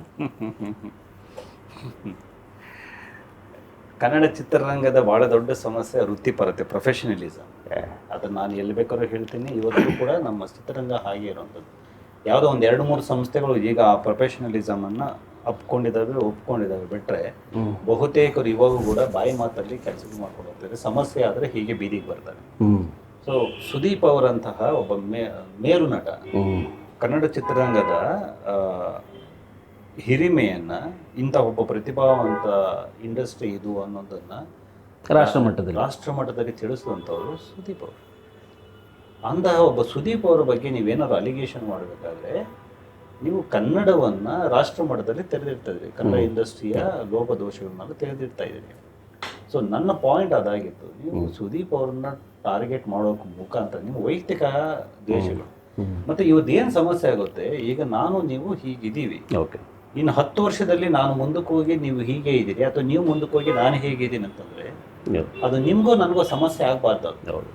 ಅದು ಚಪ್ಪಾಳೆ ತಟ್ಟಿ ಸಂಭ್ರಮಿಸ್ಬೇಕೇ ಹೊರತು ಅವತ್ತು ಅವನು ಹಂಗಿದ್ದ, ನನ್ನ ಜೊತೆ ಚಿತ್ರಾಂತದಿಂದ ಆಯ್ತಾ, ಈಗ ನಮ್ಮ ಮಗ ಫೋನ್ ಎತ್ತಲ್ಲ, ಹಿಂಗೆಲ್ಲ ಮಾತಾಡಬಾರ್ದು. ಸಾಧನೆ ಗುರುವೇ ಅದು. ಅವನು ಟ್ರ್ಯಾಕಲ್ಲಿದ್ದಾನೆ, ಅವನ ಪ್ರತಿಭಾವಂತ, ಅವನ ಪ್ರಯತ್ನ ಚೆನ್ನಾಗಿದೆ, ಅದರಿಂದ ಮುಂದಕ್ಕೆ ಹೋಗಿದ್ದಾನೆ. ನೀವು ಅದನ್ನೆಲ್ಲ ಹರಿಹರಿಸ್ತಾರ ಇಲ್ಲಿ ಬಾಕಿ ಕೇಳಬಾರ್ದು. ಇಲ್ಲಿ ಯಾರು ನೀವು ಕೇಳೋದು, ಜೊತೆಗಿದ್ದೀರಿ ಅಷ್ಟೇ. ಸೊ ಆ ಪಾಯಿಂಟ್ಸು ವೃತ್ತಿಪರತೆಗೆ ಧಕ್ಕೆ ತರುತ್ತೆ. ಸೊ ನಾನು ಅದನ್ನೇ ಪಾಯಿಂಟ್ ಔಟ್ ಮಾಡಿರೋದು. ಯಾವತ್ತೂ ಹಳೆಯ ಸಂಬಂಧಗಳನ್ನೆಲ್ಲ ಮುಂದೆ ತರಬೇಡಿ ಫಸ್ಟ್. ಎರಡನೇದು, ಸುದೀಪ್ ಅವ್ರ ಬಗ್ಗೆ ಮಾತನಾಡಬೇಕಾದ್ರೆ ದಾಖಲೆಗಳು ಇಟ್ಕೊಂಡು ಮಾತಾಡಿ. ಅದು ಬಿಟ್ಬಿಟ್ಟು ನೀವು ರಾಷ್ಟ್ರ ಮಟ್ಟದಲ್ಲಿ ಖ್ಯಾತಿ ಗಳಿಸಿರೋ ಒಬ್ಬ ನಟನನ್ನು ಹೀಗೆ ಬೀದಿಗೆ ತಂದು ನಿಲ್ಲಿಸ್ತೀನಿ, ಅವನ ಸಿನಿಮಾ ರಂಗದಿಂದ ಓಡಿಸ್ತೀನಿ, ನಾವೆಲ್ಲ ಏನು ಮಾಡ್ತಾ ಇದ್ದೀವಿ ಹಂಗೆಲ್ಲ ಮಾತಾಡೋದು. ಸೊ ಜೊತೆಗಿದ್ದೀವಿ ಕನ್ನಡ ಚಿತ್ರರಂಗ, ನೀವು ನಾವು ಎಲ್ಲರೂ ಒಂದೇ. ತಪ್ಪುಗಳಾಗುತ್ತೆ ಮನೆಯಲ್ಲಿ, ಅಣ್ಣ ತಮ್ಮಂದ್ರ ಮಧ್ಯನೂ ಆಗುತ್ತೆ, ಅಕ್ಕ ತಂಗಿಯರ ಮಧ್ಯನೂ ಆಗುತ್ತೆ. ಹಾಗಂತ ಎಲ್ಲರೂ ಮನೆಯಿಂದ ಕೂತ್ಕೊಂಡು ಹೊರಗಡೆ ಹಾಕ್ಬಿಡಲ್ಲ, ಬೀದಿಯಲ್ಲಿ ಬಂದ್ಬಿಟ್ಟು ನಿಂತು ಬಿಡಲ್ವಲ್ಲ. 4 ಗೋಡೆ ಮಧ್ಯೆ ಕೂತ್ಕೊಂಡು ಮಾತಾಡ್ಕೊಂಡು ಬಗೆಹರಿಸ್ಕೋತೀವಲ್ಲ, ಬಗೆಹರಿಸ್ಕೊಳ್ಳಿ. ಹಿರಿಯರು ಮುಂದೆ ತಂದ್ಕೊಳ್ಳಿ. ರವಿಚಂದ್ರನ್ ಅವರಿದ್ದಾರೆ, ರಾಕ್ಲೈನ್ ಅವರಿದ್ದಾರೆ, ಡಾಕ್ಟರ್ ಶಿವರಾಜ್ಕುಮಾರ್ ಅವರಿದ್ದಾರೆ, ಮುಂದೆ ಬಿಡಿ. ಅದು ಬಿಟ್ಬಿಟ್ಟು ಏಕಾಏಕಿ ಪ್ರೆಸ್ ಮೀಟ್ ಮಾಡೋದು, ಒಬ್ಬ ನಟನ ನೋಡಿ, ಇದನ್ನ ಸಹಿಸಕ್ಕೆ ಸಾಧ್ಯ ಇಲ್ಲ. ಅದು ನಾನೊಂದು ಸ್ಪಷ್ಟ ಸಂದೇಶ ಕೊಡಬೇಕಾಗಿತ್ತು. ಯಾಕಂದ್ರೆ ಡಾಕ್ಟರ್ ವಿಷ್ಣುವರ್ಧನ್ ಅವರಿಗೆ ಹೀಗೆ ಆಗಿತ್ತು. ಪ್ರತಿ ಹಂತದಲ್ಲೂ ಕೂಡ ವಿಷ್ಣುವರ್ಧನ್ ಅವರನ್ನ ಹೀಗೆ ಅವ್ರೇನೋ ಒಂದು ಮಾತಾಡಿದರೆ ಇದನ್ನು ತಪ್ಪು ದಾರಿಗೆ ತರುವಂಥದ್ದು. ಅವರು ಒಂದ್ಸಲಿ ಮಹಾರಾಷ್ಟ್ರದಿಂದ ಬರ್ತಾರೆ. ಬಂದ ತಕ್ಷಣ ಅಲ್ಲಿ ಮಹಾರಾಷ್ಟ್ರದಲ್ಲಿ ಭಾಳ ದೊಡ್ಡ ಒಂದು ಚಳುವಳಿ ನಡೆಯುತ್ತೆ. ಶಿವಸೇನೆ ಅಂತ ಹೇಳ್ಬಿಟ್ಟು ಬಾಳಾ ಠಾಕ್ರೆ ಅವರ ನೇತೃತ್ವದಲ್ಲಿ ಒಂದು ಭಾಳ ದೊಡ್ಡ ಚಳುವಳಿ ಶುರುವಾಗುತ್ತೆ. ಅದು ಭಾಷಾ ಚಳುವಳಿ. ಶಿವಸೇನೆಯ ಬಾಳಾ ಠಾಕ್ರೆ ಅವರು ಹೇಳಿದರೆ ಅಲ್ಲಿನ ಮರಾಠಿಗರು ಎಷ್ಟು ಅರ್ಪಿಸ್ಕೋತಾ ಇದ್ರು ಅಂದರೆ, ಇವರು ನಮ್ಮ ಭಾವುಕತೆಯ ನಾಯಕ ಅಂತ ಹೇಳಿ ಒಪ್ಕೋತಾ ಇದ್ರು. ಅವರು ಅದನ್ನೆಲ್ಲ ನೋಡಿದಂಥ ವಿಷ್ಣುವರ್ಧನ್ ಅವರು ಇಲ್ಲಿ ಬಂದು ಒಂದು ಪ್ರೆಸ್ ಮೀಟ್ ಅಲ್ಲಿ ಹೇಳ್ತಾರೆ, ಕನ್ನಡಕ್ಕೂ ಒಬ್ಬ ಬಾಳಾ ಠಾಕ್ರೆ ಅಂತಹ ನಾಯಕ ಬೇಕು. ಒಂದು ಕರೆ ಮಾತ್ರಕ್ಕೆ ಇಲ್ಲಿನ ಸಮಸ್ಯೆಗಳು ಪರಿಹಾರಗೊಳ್ಳಬೇಕು. ಆ ವ್ಯಕ್ತಿಗೋಸ್ಕರ ನಾವೆಲ್ಲರೂ ನಿಲ್ಲಬೇಕು, ಅಂತಹದ್ದೊಬ್ಬ ನಾಯಕ ಬೇಕು ಅಂತ. ತಪ್ಪೇನಿತ್ತದ್ರಲ್ಲಿ. ಆದರೆ ಇಲ್ಲಿ ಬಾಳಾ ಠಾಕ್ರೆಯನ್ನು ಬೆಂಬಲಿಸಿದ ವಿಷ್ಣುವರ್ಧನ್ ಅಂತ ಹೇಳ್ಬಿಟ್ಟು ಅವ್ರು ಪ್ರತಿಕೃತಿ ದಹನ ಮಾಡ್ತಾರೆ. ಇದೊಂದು ಅರ್ಥ, ಪ್ರತಿಕೃತಿ ದಹನ ಮಾಡ್ತಾರೆ ಬಾಸ್. ಒಬ್ಬ ವ್ಯಕ್ತಿ ಮೇರು ನಟನನ್ನ ನೀವು ಅವರ ಪ್ರತಿಕೃತಿನ ಮಾಡಿ ಅವ್ರ ಮುಂದೆ ಸುಡೋದಿದೆಯಲ್ಲ, ನಿನಗೆ ಬೆಂಕಿ ಹಾಕಿದೀವಿ ಅಂತ. ಎಂತ ನೋವು ಅದು, ಮಾನಸಿಕ ಹಿಂಸೆ. ಅದು ಒಂದು. ಎರಡನೇದು ಯಾವಾಗ ಆಗಿದ್ದು ನಿಮ್ಗೆ ಹೇಳ್ತೇನೆ ವಿಶ್ವಿ. ಎರಡನೇದು ವಿಷಯ, ವಿಷ್ಣುವರ್ಧನ್ ಅವರು ಇನ್ಸ್ಪೆಕ್ಟರ್ ಧನುಷ್ ಅಂತ ಹೇಳ್ಬಿಟ್ಟು ಮಾಡ್ತಾರೆ. ಹಿಂದಿಯಲ್ಲಿ ಸಿನಿಮಾ ಮಾಡ್ತಾರೆ. ಅವರು ಬಹಳ ಸ್ಪಷ್ಟವಾಗಿ ಹೇಳ್ತಾರೆ, ಮೇ ದಕ್ಷಿಣ ಕಾ ಜೆಂಡಾ ಲೇಕರ್ ಉತ್ತರ ಮೇ ಆಯ ಅಂತ ಹೇಳ್ತಾರೆ. ದಕ್ಷಿಣ ಕಾ ಜೆಂಡಾ ಏನಂತಂದ್ರೆ ಇಲ್ಲಿನ ಅಸ್ಮಿತೆ, ಇಲ್ಲಿನ ಐಡೆಂಟಿಟಿ, ನಾನು ಉತ್ತರದಲ್ಲಿ ನೆಡಕ್ ಬಂದಿದ್ದೀನಿ ಅಂತ ಹೇಳ್ತಾರೆ. ವಾಟ್ ಎ ಸ್ಟೇಟ್ಮೆಂಟ್ ಅಲ್ಲ. ಇವತ್ತು ನೀವೆಲ್ಲ ಕನ್ನಡ ಚಿತ್ರದವರು ಪ್ಯಾನ್ ಇಂಡಿಯಾ ಮಾಡ್ತಾರಲ್ಲ, ಆ ಸ್ಟೇಟ್ಮೆಂಟ್ ಅದರ ಮುಂದುವರಿಕೆ ಅಷ್ಟೇ. ಈ ಪ್ಯಾನ್ ಇಂಡಿಯಾಗೆ ಇವತ್ತೆಲ್ಲರೂ ಚಪ್ಪಾಳಿ ಹೊಡಿತಾ ಇದ್ದೀರಿ, ತಲೆ ಮೇಲೆ ಹೊತ್ತು ಮೆರೆಸ್ತಾ ಇದ್ದೀರಿ. ಆದರೆ ಅದೇ ಡಾಕ್ಟರ್ ವಿಷ್ಣುವರ್ಧನ್ ಅವರು ಹಿಂದಿ ಸಿನಿಮಾ ಮಾಡಿದ್ದಕ್ಕೆ ಲಂಕೇಶ್ ಪತ್ರಿಕೆಯಲ್ಲಿ ಬರುತ್ತೆ, ಕನ್ನಡ ದ್ರೋಹಿ ವಿಷ್ಣುವರ್ಧನ್ ಅಂತ. ಕನ್ನಡದ ಅಭಿಜಾತ ಕಲಾವಿದನನ್ನ ನೀವು ಕನ್ನಡ ದ್ರೋಹಿ ಅಂತ ಕರಿತೀರಿ ಅಂತಂದ್ರೆ ತಪ್ಪಾಗುತ್ತೆ. ಎರಡು ದೋಣಿಯಲ್ಲಿ ಕಾಲಿಟ್ಟ ಹೇಳಿ ವಿಷ್ಣುವರ್ಧನ್ ಅಂತ ಇನ್ನೊಂದು ಪತ್ರಿಕೆ ಬರುತ್ತೆ. ಇವತ್ತು ಅದೇ ಕೆಲಸಗಳು ನಿಮ್ಗೆಲ್ರಿಗೂ ಒಪ್ಪಿತವಾಗ್ತಾ ಇದ್ದಾವೆ. ಆದರೆ ಅವತ್ತು ವಿಷ್ಣುವರ್ಧನ್ ಅವ್ರನ್ನ ಕನ್ನಡ ದ್ರೋಹಿ ಅಂದ್ಬಿಟ್ಟು. ಸೊ ಅವಾಗ ಕೇಳಲಿಕ್ಕೆ ನಾವು ಯಾರು ಇಲ್ಲ. ಬಟ್ ಸೇಮ್ ಸುದೀಪ್ ಅವ್ರ ವಿಷಯದಲ್ಲೇ ರಿಪೀಟ್ ಆಗಬಾರ್ದು. ರಿಪೀಟ್ ಆಗಬಾರ್ದು. ಇದು ನಮ್ಮನೆ. ವಿಷ್ಣುವರ್ಧನ್ ಅವ್ರ ಜಾಗದಲ್ಲಿ ಸುದೀಪ್ ಅವ್ರು ನೋಡ್ತಾ ಇದ್ದಾರೆ ಅಂತ ಇಲ್ಲ, ಆ ಜಾಗದಲ್ಲಿ ಯಾರೇ ಇರ್ಬೋದು. ಬಟ್ ಆ ಕ್ಷಣಕ್ಕೆ ನಮ್ಗೆ ಸುದೀಪ್ ಅವ್ರು ಅಂತ ಅಂದಿದ್ದಕ್ಕೆ ಸುದೀಪ್ ಅವ್ರ ಪರವಾಗಿ ನಿಂತಿದ್ದೀವಿ. ಮತ್ತೊಬ್ಬರು ಅದೇ ಜಾಗದಲ್ಲಿ ನಿಂತು ಅದೇ ತರದ ಅವಮಾನಕ್ಕೆ ಒಳಗಾದ್ರೆ ಅವ್ರ ಪರವಾಗೂ ಹೀಗೆ ನಿಲ್ತೀವಿ. ಯಾಕಂದ್ರೆ ಕನ್ನಡಿಗರು ನಾವು ಮೊದಲು. ಸೊ ವೈಯಕ್ತಿಕವಾಗಿ ನಾನು ಸುದೀಪ್ ಸರ್ ಪರಸ್ಪರ ಭಾಳ ಪ್ರೀತಿಸ್ಕೋತೀವಿ. ನನ್ನ ಬಗ್ಗೆ ಅವ್ರಿಗೆ ಅಪಾರ ಗೌರವ ಇದೆ. ನನಗೆ ಅವನ್ನ ಹೇಳಕ್ಕಾಗದಷ್ಟು ಪ್ರೀತಿ ಇದೆ. ಅದೇ ವಿಷಯ, ಆ ಬಾಂಧವ್ಯ ಬಾಂಡಿಂಗ್ ಬೇರೆ. ಬಟ್ ಕನ್ನಡ ಅನ್ನೋಂಥದ್ದಿದೆಯಲ್ಲ, ನನಗೂ ಅವ್ರಿಗೂ ಕಾಮನ್ ಫ್ಯಾಕ್ಟರ್ ಅದು. ಇಲ್ಲಿ ಕನ್ನಡವನ್ನ ನೀವು ಮುಂದೆ ಬಿಡ್ತಾ ಇದ್ರೆ ರಾಷ್ಟ್ರ ಮಟ್ಟದಲ್ಲಿ ಅವಮಾನ ಆಗ್ತಾ ಇದೆ. ಕೂತು ಬಗೆಹರಿಸ್ಕೋಬೇಕಾದ ವಿಷಯ. ಸೊ ಸುದೀಪ್ ಹಿಂಗಂದೆ ಅಂತ ಹೇಳ್ಬಿಟ್ಟು ಬೇರೆ ಇಂಡಸ್ಟ್ರಿಯಲ್ಲಿ ಮಾತಾಡ್ಕೊಂಡ್ರೆ ಅದು ಕನ್ನಡ ಬರುತ್ತಲ್ಲ ಅಲ್ಲಿ, ಕನ್ನಡದ ಸುದೀಪ್ ಅಂತ. ತಪ್ಪು. ಇನ್ನೊಂದು ಸ್ಟೇಟ್ಮೆಂಟ್ ಕೊಡ್ತೀರಿ ನೀವು, ಸುದೀಪ್ ಅವ್ರು ಸಿನಿಮಾ ಮಾಡೋಕ್ಕೆ ಬರೋ ದೊಡ್ಡ ನಿರ್ಮಾಪಕರು ಅಂದರೆ ನಿರ್ಮಾಪಕರುಗಳಲ್ಲಿ ಹೆಚ್ಚಾಗಿ ಈ ಒಂದಷ್ಟು ಸಾಲಗಳನ್ನು ಮಾಡ್ಕೊಂಬಂದಿರ್ತಾರೆ, ಮನೆ ಉದ್ಧಾರ ಮಾಡ್ಕೊಂಡ್ಬಿಡ್ತಾರೆ, ಬಡ್ಡಿ ಜಾಸ್ತಿ ಆಗತ್ತೆ, ಆಮೇಲೆ ಬಂದು ಸುದೀಪನ ಬೈಕೊಂಡು ಕೂತ್ಕೋತಾರೆ ಅಂತ. Exactly boss. ಈಗ ಒಂದು ಸಿನಿಮಾ ಮಾಡ್ಬೇಕಾದ್ರೆ ನಿಮ್ಮ ಹತ್ರ ಒಂದು ಮನೆ ಕಟ್ಟಬೇಕಾದ್ರೆ ಒಂದಷ್ಟು ಇನ್ವೆಸ್ಟ್ಮೆಂಟ್ ಇರಬೇಕಲ್ವಾ. ನೀವು ಮನೆ ಬೇಸ್ಮೆಂಟ್ ಉದ್ದೇಶ ಸಿನಿಮಾ ಮಾಡೋಕ್ಕಂತ ದುಡ್ಡು ತಂದು ಸಿನಿಮಾ ಮಾಡದೆ ಬೇರೆ ಎಲ್ಲ ಮಾಡ್ತಾರೆ. ಸಿನಿಮಾ ಮಾಡೋ ಕೊನೆಗಳಿಗೆ ಕೈ ಹಾಕ್ತಾರೆ, ಆಮೇಲೆ ಕೈ ಸುಟ್ಕೋತಾರೆ. ಇಲ್ಲ, ನಿಮಗೆ ಪ್ರೊಡ್ಯೂಸರ್ ಮನೆ ಕಟ್ಟಬೇಕಾದ್ರೆ ಒಂದು ಪಾಯ ಹಾಕಕ್ಕಾದ್ರೂ ಒಂದಷ್ಟು ದುಡ್ಡು ಇಟ್ಕೋಬೇಕು. ಒಂದು ಸಿನಿಮಾ ಮಾಡಬೇಕಂದ್ರೆ ನಿಮ್ಮ ಹೆಸರಿಗೆ ಲೋನ್ ಸಿಗುತ್ತೆ, ಸರಿ. ಹೌದು. ಈಗ ನಾನೊಬ್ಬ ಬಿಸ್ನೆಸ್ ಮ್ಯಾನ್ ಆಗಿ ನನ್ನ ಹೆಸರಿಗೆ ಬ್ಯಾಂಕಲ್ಲಿ ಒಂದಷ್ಟು ಓಡಿ ನಾನು ಹೋಗಿ ಒಂದು ಫೋನಲ್ಲಿ ಹೇಳಿದ್ರು ಕೂಡ ಸಿಗುತ್ತೆ, ಸ್ಯಾಂಕ್ಷನ್ ಆಗುತ್ತೆ. ಹೋಗಿ ಸೈನ್ ಮಾಡಿದರೆ ಆಯ್ತು. ಆಮೇಲೆ ನಿಮ್ಗೆ ಹೆಸರು ಇರೋದ್ರಿಂದ ನಿಮ್ಗೊಂದಷ್ಟು ಲೋನ್ ಸಿಕ್ಬಿಡುತ್ತೆ. ಆ ಲೋನ್ ಏನು ಬಡ್ಡಿ ಜೊತೆಗೆ ಬರುತ್ತೆ ಹೊರತು ಫ್ರೀಯಾಗಿ ಯಾರು ಕೊಡಲ್ಲ. ಈಗ ಒಂದು ಸಿನಿಮಾ ಮಾಡಬೇಕು ಅಂದರೆ ಒಂದಷ್ಟು ಬಂಡವಾಳ ಬೇಕೇ ಬೇಕು. ಮತ್ತು ನೀವು ಬಂಡವಾಳ ಪ್ರತಿ ಒಂದು ಪೈಸೆಯನ್ನು ಕೂಡ ನೀವು ಹೊರಗಡೆ ತರ್ತೀನಿ ಅಂತಂದರೆ ಅದು ಸಾಲದ ರೂಪದಲ್ಲಿ ಬಡ್ಡಿ ಜೊತೆಗೆ ಬರುತ್ತೆ. ಈಗ ನೀವೊಂದು 20 ಕೋಟಿ ಸಿನಿಮಾ, 20 ಕೋಟಿಯನ್ನು ನೀವು ಸಾಲವೇ ತಂದರೆ ಆ ಸಿನಿಮಾ ಮುಗಿಯೋದು 2 ವರ್ಷ ಆಯಿತು ಅಂದರೆ ನೀವು ಸರಾಸರಿ ಇಂಟ್ರೆಸ್ಟ್ ಲೆಕ್ಕ ಹಾಕಿದ್ರೆ ಅದು 40 ಕೋಟಿ ಆಗಿರುತ್ತೆ. ಅವಾಗ ಸಿನಿಮಾದ ಬಡ್ಜೆಟ್, ಗಾಂಧಿನಗರದ ಬಡ್ಡಿ 40 ಕೋಟಿ ಆಗುತ್ತೆ 2 ವರ್ಷ ನೀವು ಸಿನಿಮಾ ಮಾಡಿಬಿಟ್ರೆ. ಈಗ ನೀವೇನು ಮಾಡ್ತೀರಿ, ಸಿನಿಮಾದ 20 ಕೋಟಿ ಬಡ್ಜೆಟು, ಆ ಹೀರೋ ಬೇಡಿಕೆ ಮತ್ತು ನಮ್ಮ ಕನ್ನಡದ ಮಾರ್ಕೆಟು, ಆ ಕಂಟೆಂಟು, ಇದೆಲ್ಲ ನೋಡಿಕೊಂಡು 20 ಕೋಟಿ ಅಂತ ಫಿಕ್ಸ್ ಮಾಡಿದಿರಿ. ಸೊ ಅದು 20ರಿಂದ 30 ಕೋಟಿ ಸಿನಿಮಾ ಮಾಡಿಬಿಟ್ರೆ ನಿಮ್ಗೆ 10 ಕೋಟಿ ಪ್ರಾಫಿಟ್. ಓಕೆ. ನೀವೀಗ ನಿಮ್ಮ ಬಡ್ಡಿನೇ 40 ಕೋಟಿ ಮಾಡ್ಕೊಂಡಿದ್ರೆ 50 ಕೋಟಿ ನಿರೀಕ್ಷೆ ಮಾಡಬೇಕು ಅಲ್ವಾ? ಎಲ್ಲಿಂದ ಬಟ್ ಬರಬೇಕು? ಇಲ್ವಲ್ಲ, ಮಾರ್ಕೆಟೇ ಇಲ್ವಲ್ಲ ಅಲ್ಲಿ. ಅವಾಗ ಲಾಸ್ ಆಗಿದ್ದೆ ಯಾರಿಗೆ, ಯಾರ ಕಾರಣದಿಂದ ಆಯಿತು? ಇದನ್ನು ನಾನು ಹೇಳಕ್ಕೆ ಪ್ರಯತ್ನ ಪಟ್ಟೆ. ಇದು ಒಬ್ಬರ ಸಮಸ್ಯೆ ಇಲ್ಲ, ಆ ಪ್ರೊಡ್ಯೂಸರ್ ಸಮಸ್ಯೆ ಇಲ್ಲ, ಇದು ಸಮಸ್ತ ಸಾಲ ತಂದು ಸಿನಿಮಾ ಮಾಡೋರು ಎಲ್ಲರ ಸಮಸ್ಯೆ. ತುಂಬ ಜನರು ಮನೆಗೆ ಮಾರ್ಕೊಂಡು ಹೋಗಿದ್ದಾರೆ. ತುಂಬ ಜನ ಇನ್ನು ಗಾಂಧಿನಗರಕ್ಕೆ ಶಾಪ ಆಗ್ತಾ ಕೂತಿರೋರಿದ್ದಾರೆ. ಚಿತ್ರರಂಗದ ದುಸ್ಥಿತಿಗೆ ಇದು ಒಂದು ಕಾರಣ. ಇದೇ ಕಾರಣ, ಮೇನ್ ಕಾರಣ. ಯಾರೆಲ್ಲ ವೃತ್ತಿಪರವಾಗಿ ಮಾಡ್ತಿದಾರೋ ಒಂದಷ್ಟು ಇನ್ವೆಸ್ಟ್ಮೆಂಟ್ ಅಂತ ಮಾಡಿದ್ರು. ಬಸ್ ಬರೀ ಸಿನಿಮಾದಲ್ಲಿ ಮಾತ್ರ ಲಾಸ್ ಇಲ್ಲ, ನಾನು ಮಾಡೋ ಬಿಸ್ನೆಸ್ಸಲ್ಲೂ ಲಾಸ್ ಇದೆ, ನೀವು ಮಾಡೋ ಬಿಸ್ನೆಸ್ಸಲ್ಲೂ ಲಾಸ್ ಇದೆ. ಹೋಟೆಲ್ ಮಾಡೋನು ಇದ್ದಾನೆ, ಕಾರ್ ಮಾಡೋನು ಇದ್ದಾನೆ. ಕಾರ್ ತಗೊಂಡು ಓಡಿಸ್ತಾನಲ್ಲ, ಅವನು ಆಕ್ಸಿಡೆಂಟ್ ಆಗಲ್ವಾ? ಅವ್ನು ಲಾಸ್ ಆಗಿಲ್ವಾ? ಅವ್ನು ಯಾರೋ ಬಂದು ಮೀಡಿಯಾ ಮುಂದೆ ಕೂತ್ಕೊಂಡು ಆಡಲ್ವಲ್ಲ? ಯಾರೋ ಒಬ್ಬ ಆಟೋ ತಗೋತಾನಲ್ಲ, ಇವತ್ತು ಗ್ಯಾಸ್ ಇಲ್ಲದೆ ಒದ್ದಾಡ್ತಿದ್ದಾನೆ ಪಾಪ ಅವನು ಬೀದಿಯಲ್ಲಿ. ಇವತ್ತು ಅವನ ಮನೆ ಏನು ನಡಿಬೇಕು? ಅವನೇನು ಬಂದು ಮೀಡಿಯಾದಲ್ಲಿ ಕೂತ್ಕೊಂಡು ಆಡ್ತಾ ಇಲ್ಲ. ಬಟ್ ನೀವು ಸಿನಿಮಾ ರಂಗದವ್ರು ಮಾತ್ರ ಯಾಕೆ ಆಳ್ತಾ ಇದ್ದೀರಿ? ನಿಮಗೆ ವೇದಿಕೆಗಳಿದಾವೆ, ನಿಮಗೆ ಪತ್ರಿಕೆಗಳು ಸುದ್ದಿ ಮಾಡ್ತವೆ, ಮಾಧ್ಯಮದಲ್ಲೇ ಇರ್ತೀರಿ. ನೀವು ಸಾಂಸ್ಕೃತಿಕ ಲೋಕದಲ್ಲಿ ಇದ್ದೀರಿ ಅನ್ನೋ ಕಾರಣಕ್ಕೆ ನೀವು ಇನ್ನಷ್ಟು ವೃತ್ತಿಪರವಾಗಿರ್ಬೇಕು, ಇನ್ನಷ್ಟು ಜವಾಬ್ದಾರಿಯುತವಾಗಿರ್ಬೇಕಲ್ಲ. ನೀವು ಜವಾಬ್ದಾರಿನ ಮತ್ತು ಹೇಗಿರ್ತೀರಿ? ಇದು ನನ್ನ ಪಾಯಿಂಟ್ ಆಗಿದೆ. ಒಂದಷ್ಟು ನಿಮ್ಮ ಹುಟ್ಟೂರಿಗೆ ಒಂದಷ್ಟು ಸೋಲಾರ್ ದೀಪ ಇದು ಮಾಡ್ತೀರಿ, ಏನೊಂದು ಮಾಡ್ತಾ ಇರ್ತೀರಿ. ಈ ಸಂದರ್ಭ ನನಗೆ ಹಂಗೆ ಅನಿಸ್ತು. ಊರಿಗೆ ಹೋಗಿದ್ದೆ, ಅಲ್ಲೆಲ್ಲೂ ನಮ್ಮೂರಲ್ಲಿ ದೊಡ್ಡ ಬೆಟ್ಟ ಇದೆ, ಭೂತಮ್ಮನ ಬೆಟ್ಟ ಅಂತ. ನಾವೆಲ್ಲ ಕೈ ಮುಗಿತ. ನಾನು ಬೆಂಗಳೂರು ಬರ್ಬೇಕಾದ್ರೆ ಆ ತಾಯಿ ಕೈ ಮುಗ್ದೇ ಬಂದಿದ್ದು. ಆ ಬೆಟ್ಟಕ್ಕೆ ಒಂದಷ್ಟು ಈ ನರಿಗಳು, ಚಿರತೆಗಳು ತಂದು ಪಕ್ಕದ ಕಾಡಿಂದ ಈ ಫಾರೆಸ್ಟ್ ಆಫೀಸರ್ಸ್ ತಂದು ಬಿಟ್ಟು ಹೋಗ್ಬಿಟ್ಟಿದ್ದಾರೆ. ಅವೇನ್ ಮಾಡಿದ್ದಾರೆ, ಕಾಡಿಗೆ ಅವು ಇದಾವೆ ಅಂತ ಹೇಳ್ಬಿಟ್ಟು ಇವರು ಕುರಿ ಮೇಯ್ಸಕ್ಕೆ, ದನ ಮೇಯ್ಸಕ್ಕೆ ಬೆಟ್ಟಕ್ಕೆ ಹೋಗೋದು ಬಿಟ್ಬಿಟ್ಟಿದ್ದಾರೆ. ಅದಕ್ಕೆ ಅವೇನ್ ಮಾಡಿದಾವೆ, ಆಹಾರ ಇಲ್ಲ ಅಂತ ಊರ್ ಮೇಲೆ ಬಿದ್ದಿದ್ದಾರೆ. ಯಾವಲ್ಲಿ ಕತ್ಲಿದೆಯೋ ಅಲ್ಲಿ ಜನರನ್ನೆಲ್ಲ ದಾಳಿ ಮಾಡೋಕೆ ಶುರು ಮಾಡಿದ್ರು. ಸೊ ಈ ಕಾರಣಕ್ಕೆ ಊರಿಗೆ ಹೋದಾಗ ಈ ವಿಷಯ ಗೊತ್ತಾದಾಗ ನಾನು ಅನ್ಕೊಂಡೆ ನಮ್ಮೂರು ಸೋಲಾರ್ ದೀಪ ಹಾಕೊಡೋಣ.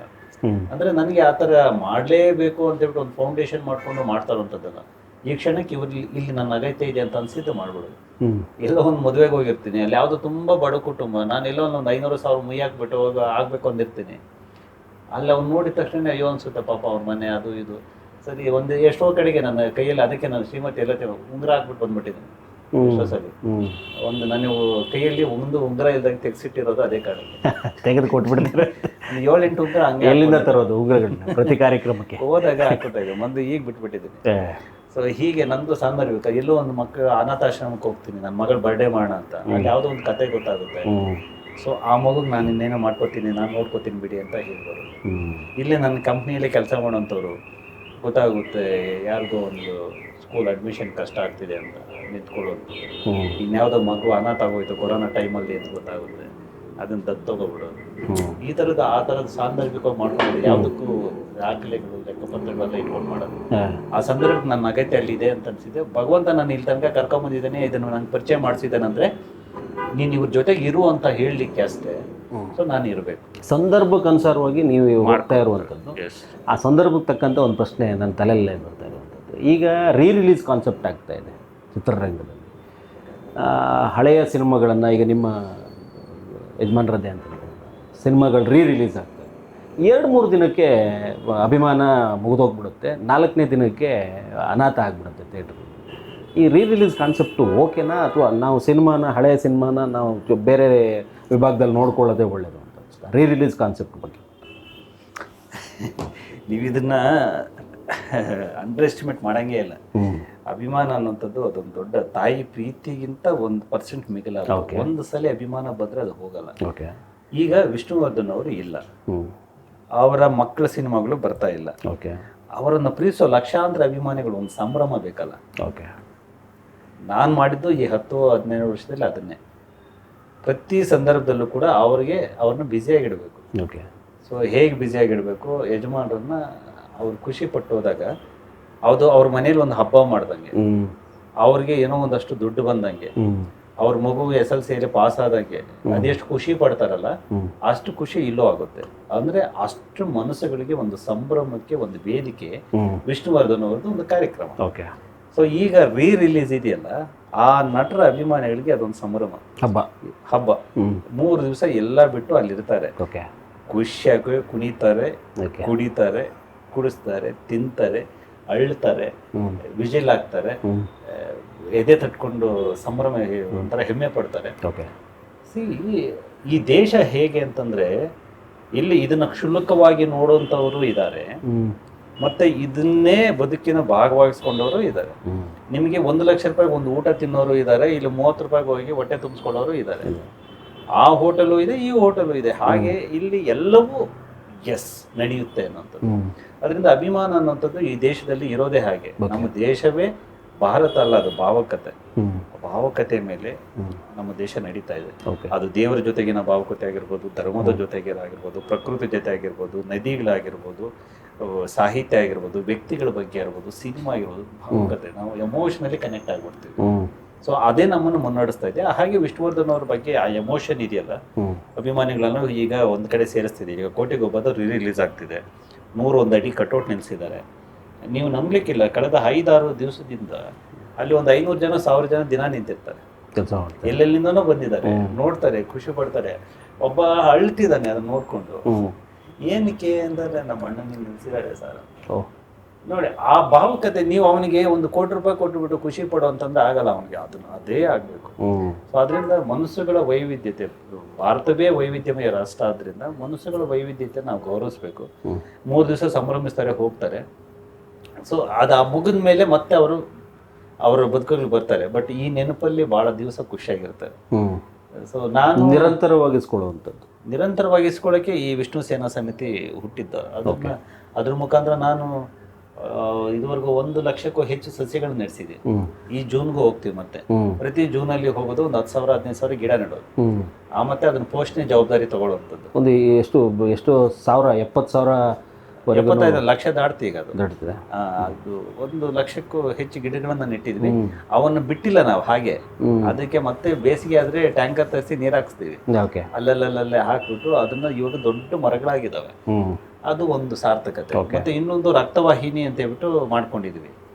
ರಕ್ತವಾಹಿನಿ ಹೇಗೆ ಅಂತಂದ್ರೆ ವ್ಯಕ್ತಿಯಿಂದ ವ್ಯಕ್ತಿಗೆ ನೇರ ರಕ್ತದಾನ. ಈಗ ನೀವು ಯಾರು ಬೇಕು ಅಂದ್ರೆ ಬ್ಲಡ್ ಬ್ಯಾಂಕ್ ಹೋಗ್ತಿರಲ್ಲ, ಬ್ಲಡ್ ಬೇಕು ಅಂದ್ರೆ ಅದ್ರ ಬದಲು ನೀವು ಫೋನ್ ಮಾಡಿದ್ರೆ ನಮ್ಮ ಹತ್ರ ಲಿಸ್ಟ್ ಇದೆ. ಕರ್ನಾಟಕದಲ್ಲಿ ಬೆಂಗಳೂರಲ್ಲಿ ಎಷ್ಟು ಜನ ಇದ್ದಾರೆ, ಆ ಬೆಂಗಳೂರಲ್ಲಿ A ಪಾಸಿಟಿವ್ ಎಷ್ಟು, B ಪಾಸಿಟಿವ್ ಎಷ್ಟು, ಬೀದರಲ್ಲಿ A ಪಾಸಿಟಿವ್ ಎಷ್ಟು, B ಪಾಸಿಟಿವ್ ಎಷ್ಟು, ಬಳ್ಳಾರಿಯಲ್ಲಿ ಎಷ್ಟು, ಈ ಥರದ್ದೆಲ್ಲ ವರ್ಗೀಕರಣ ಮಾಡಿಕೊಂಡಿದ್ದೇವೆ ನಾವು.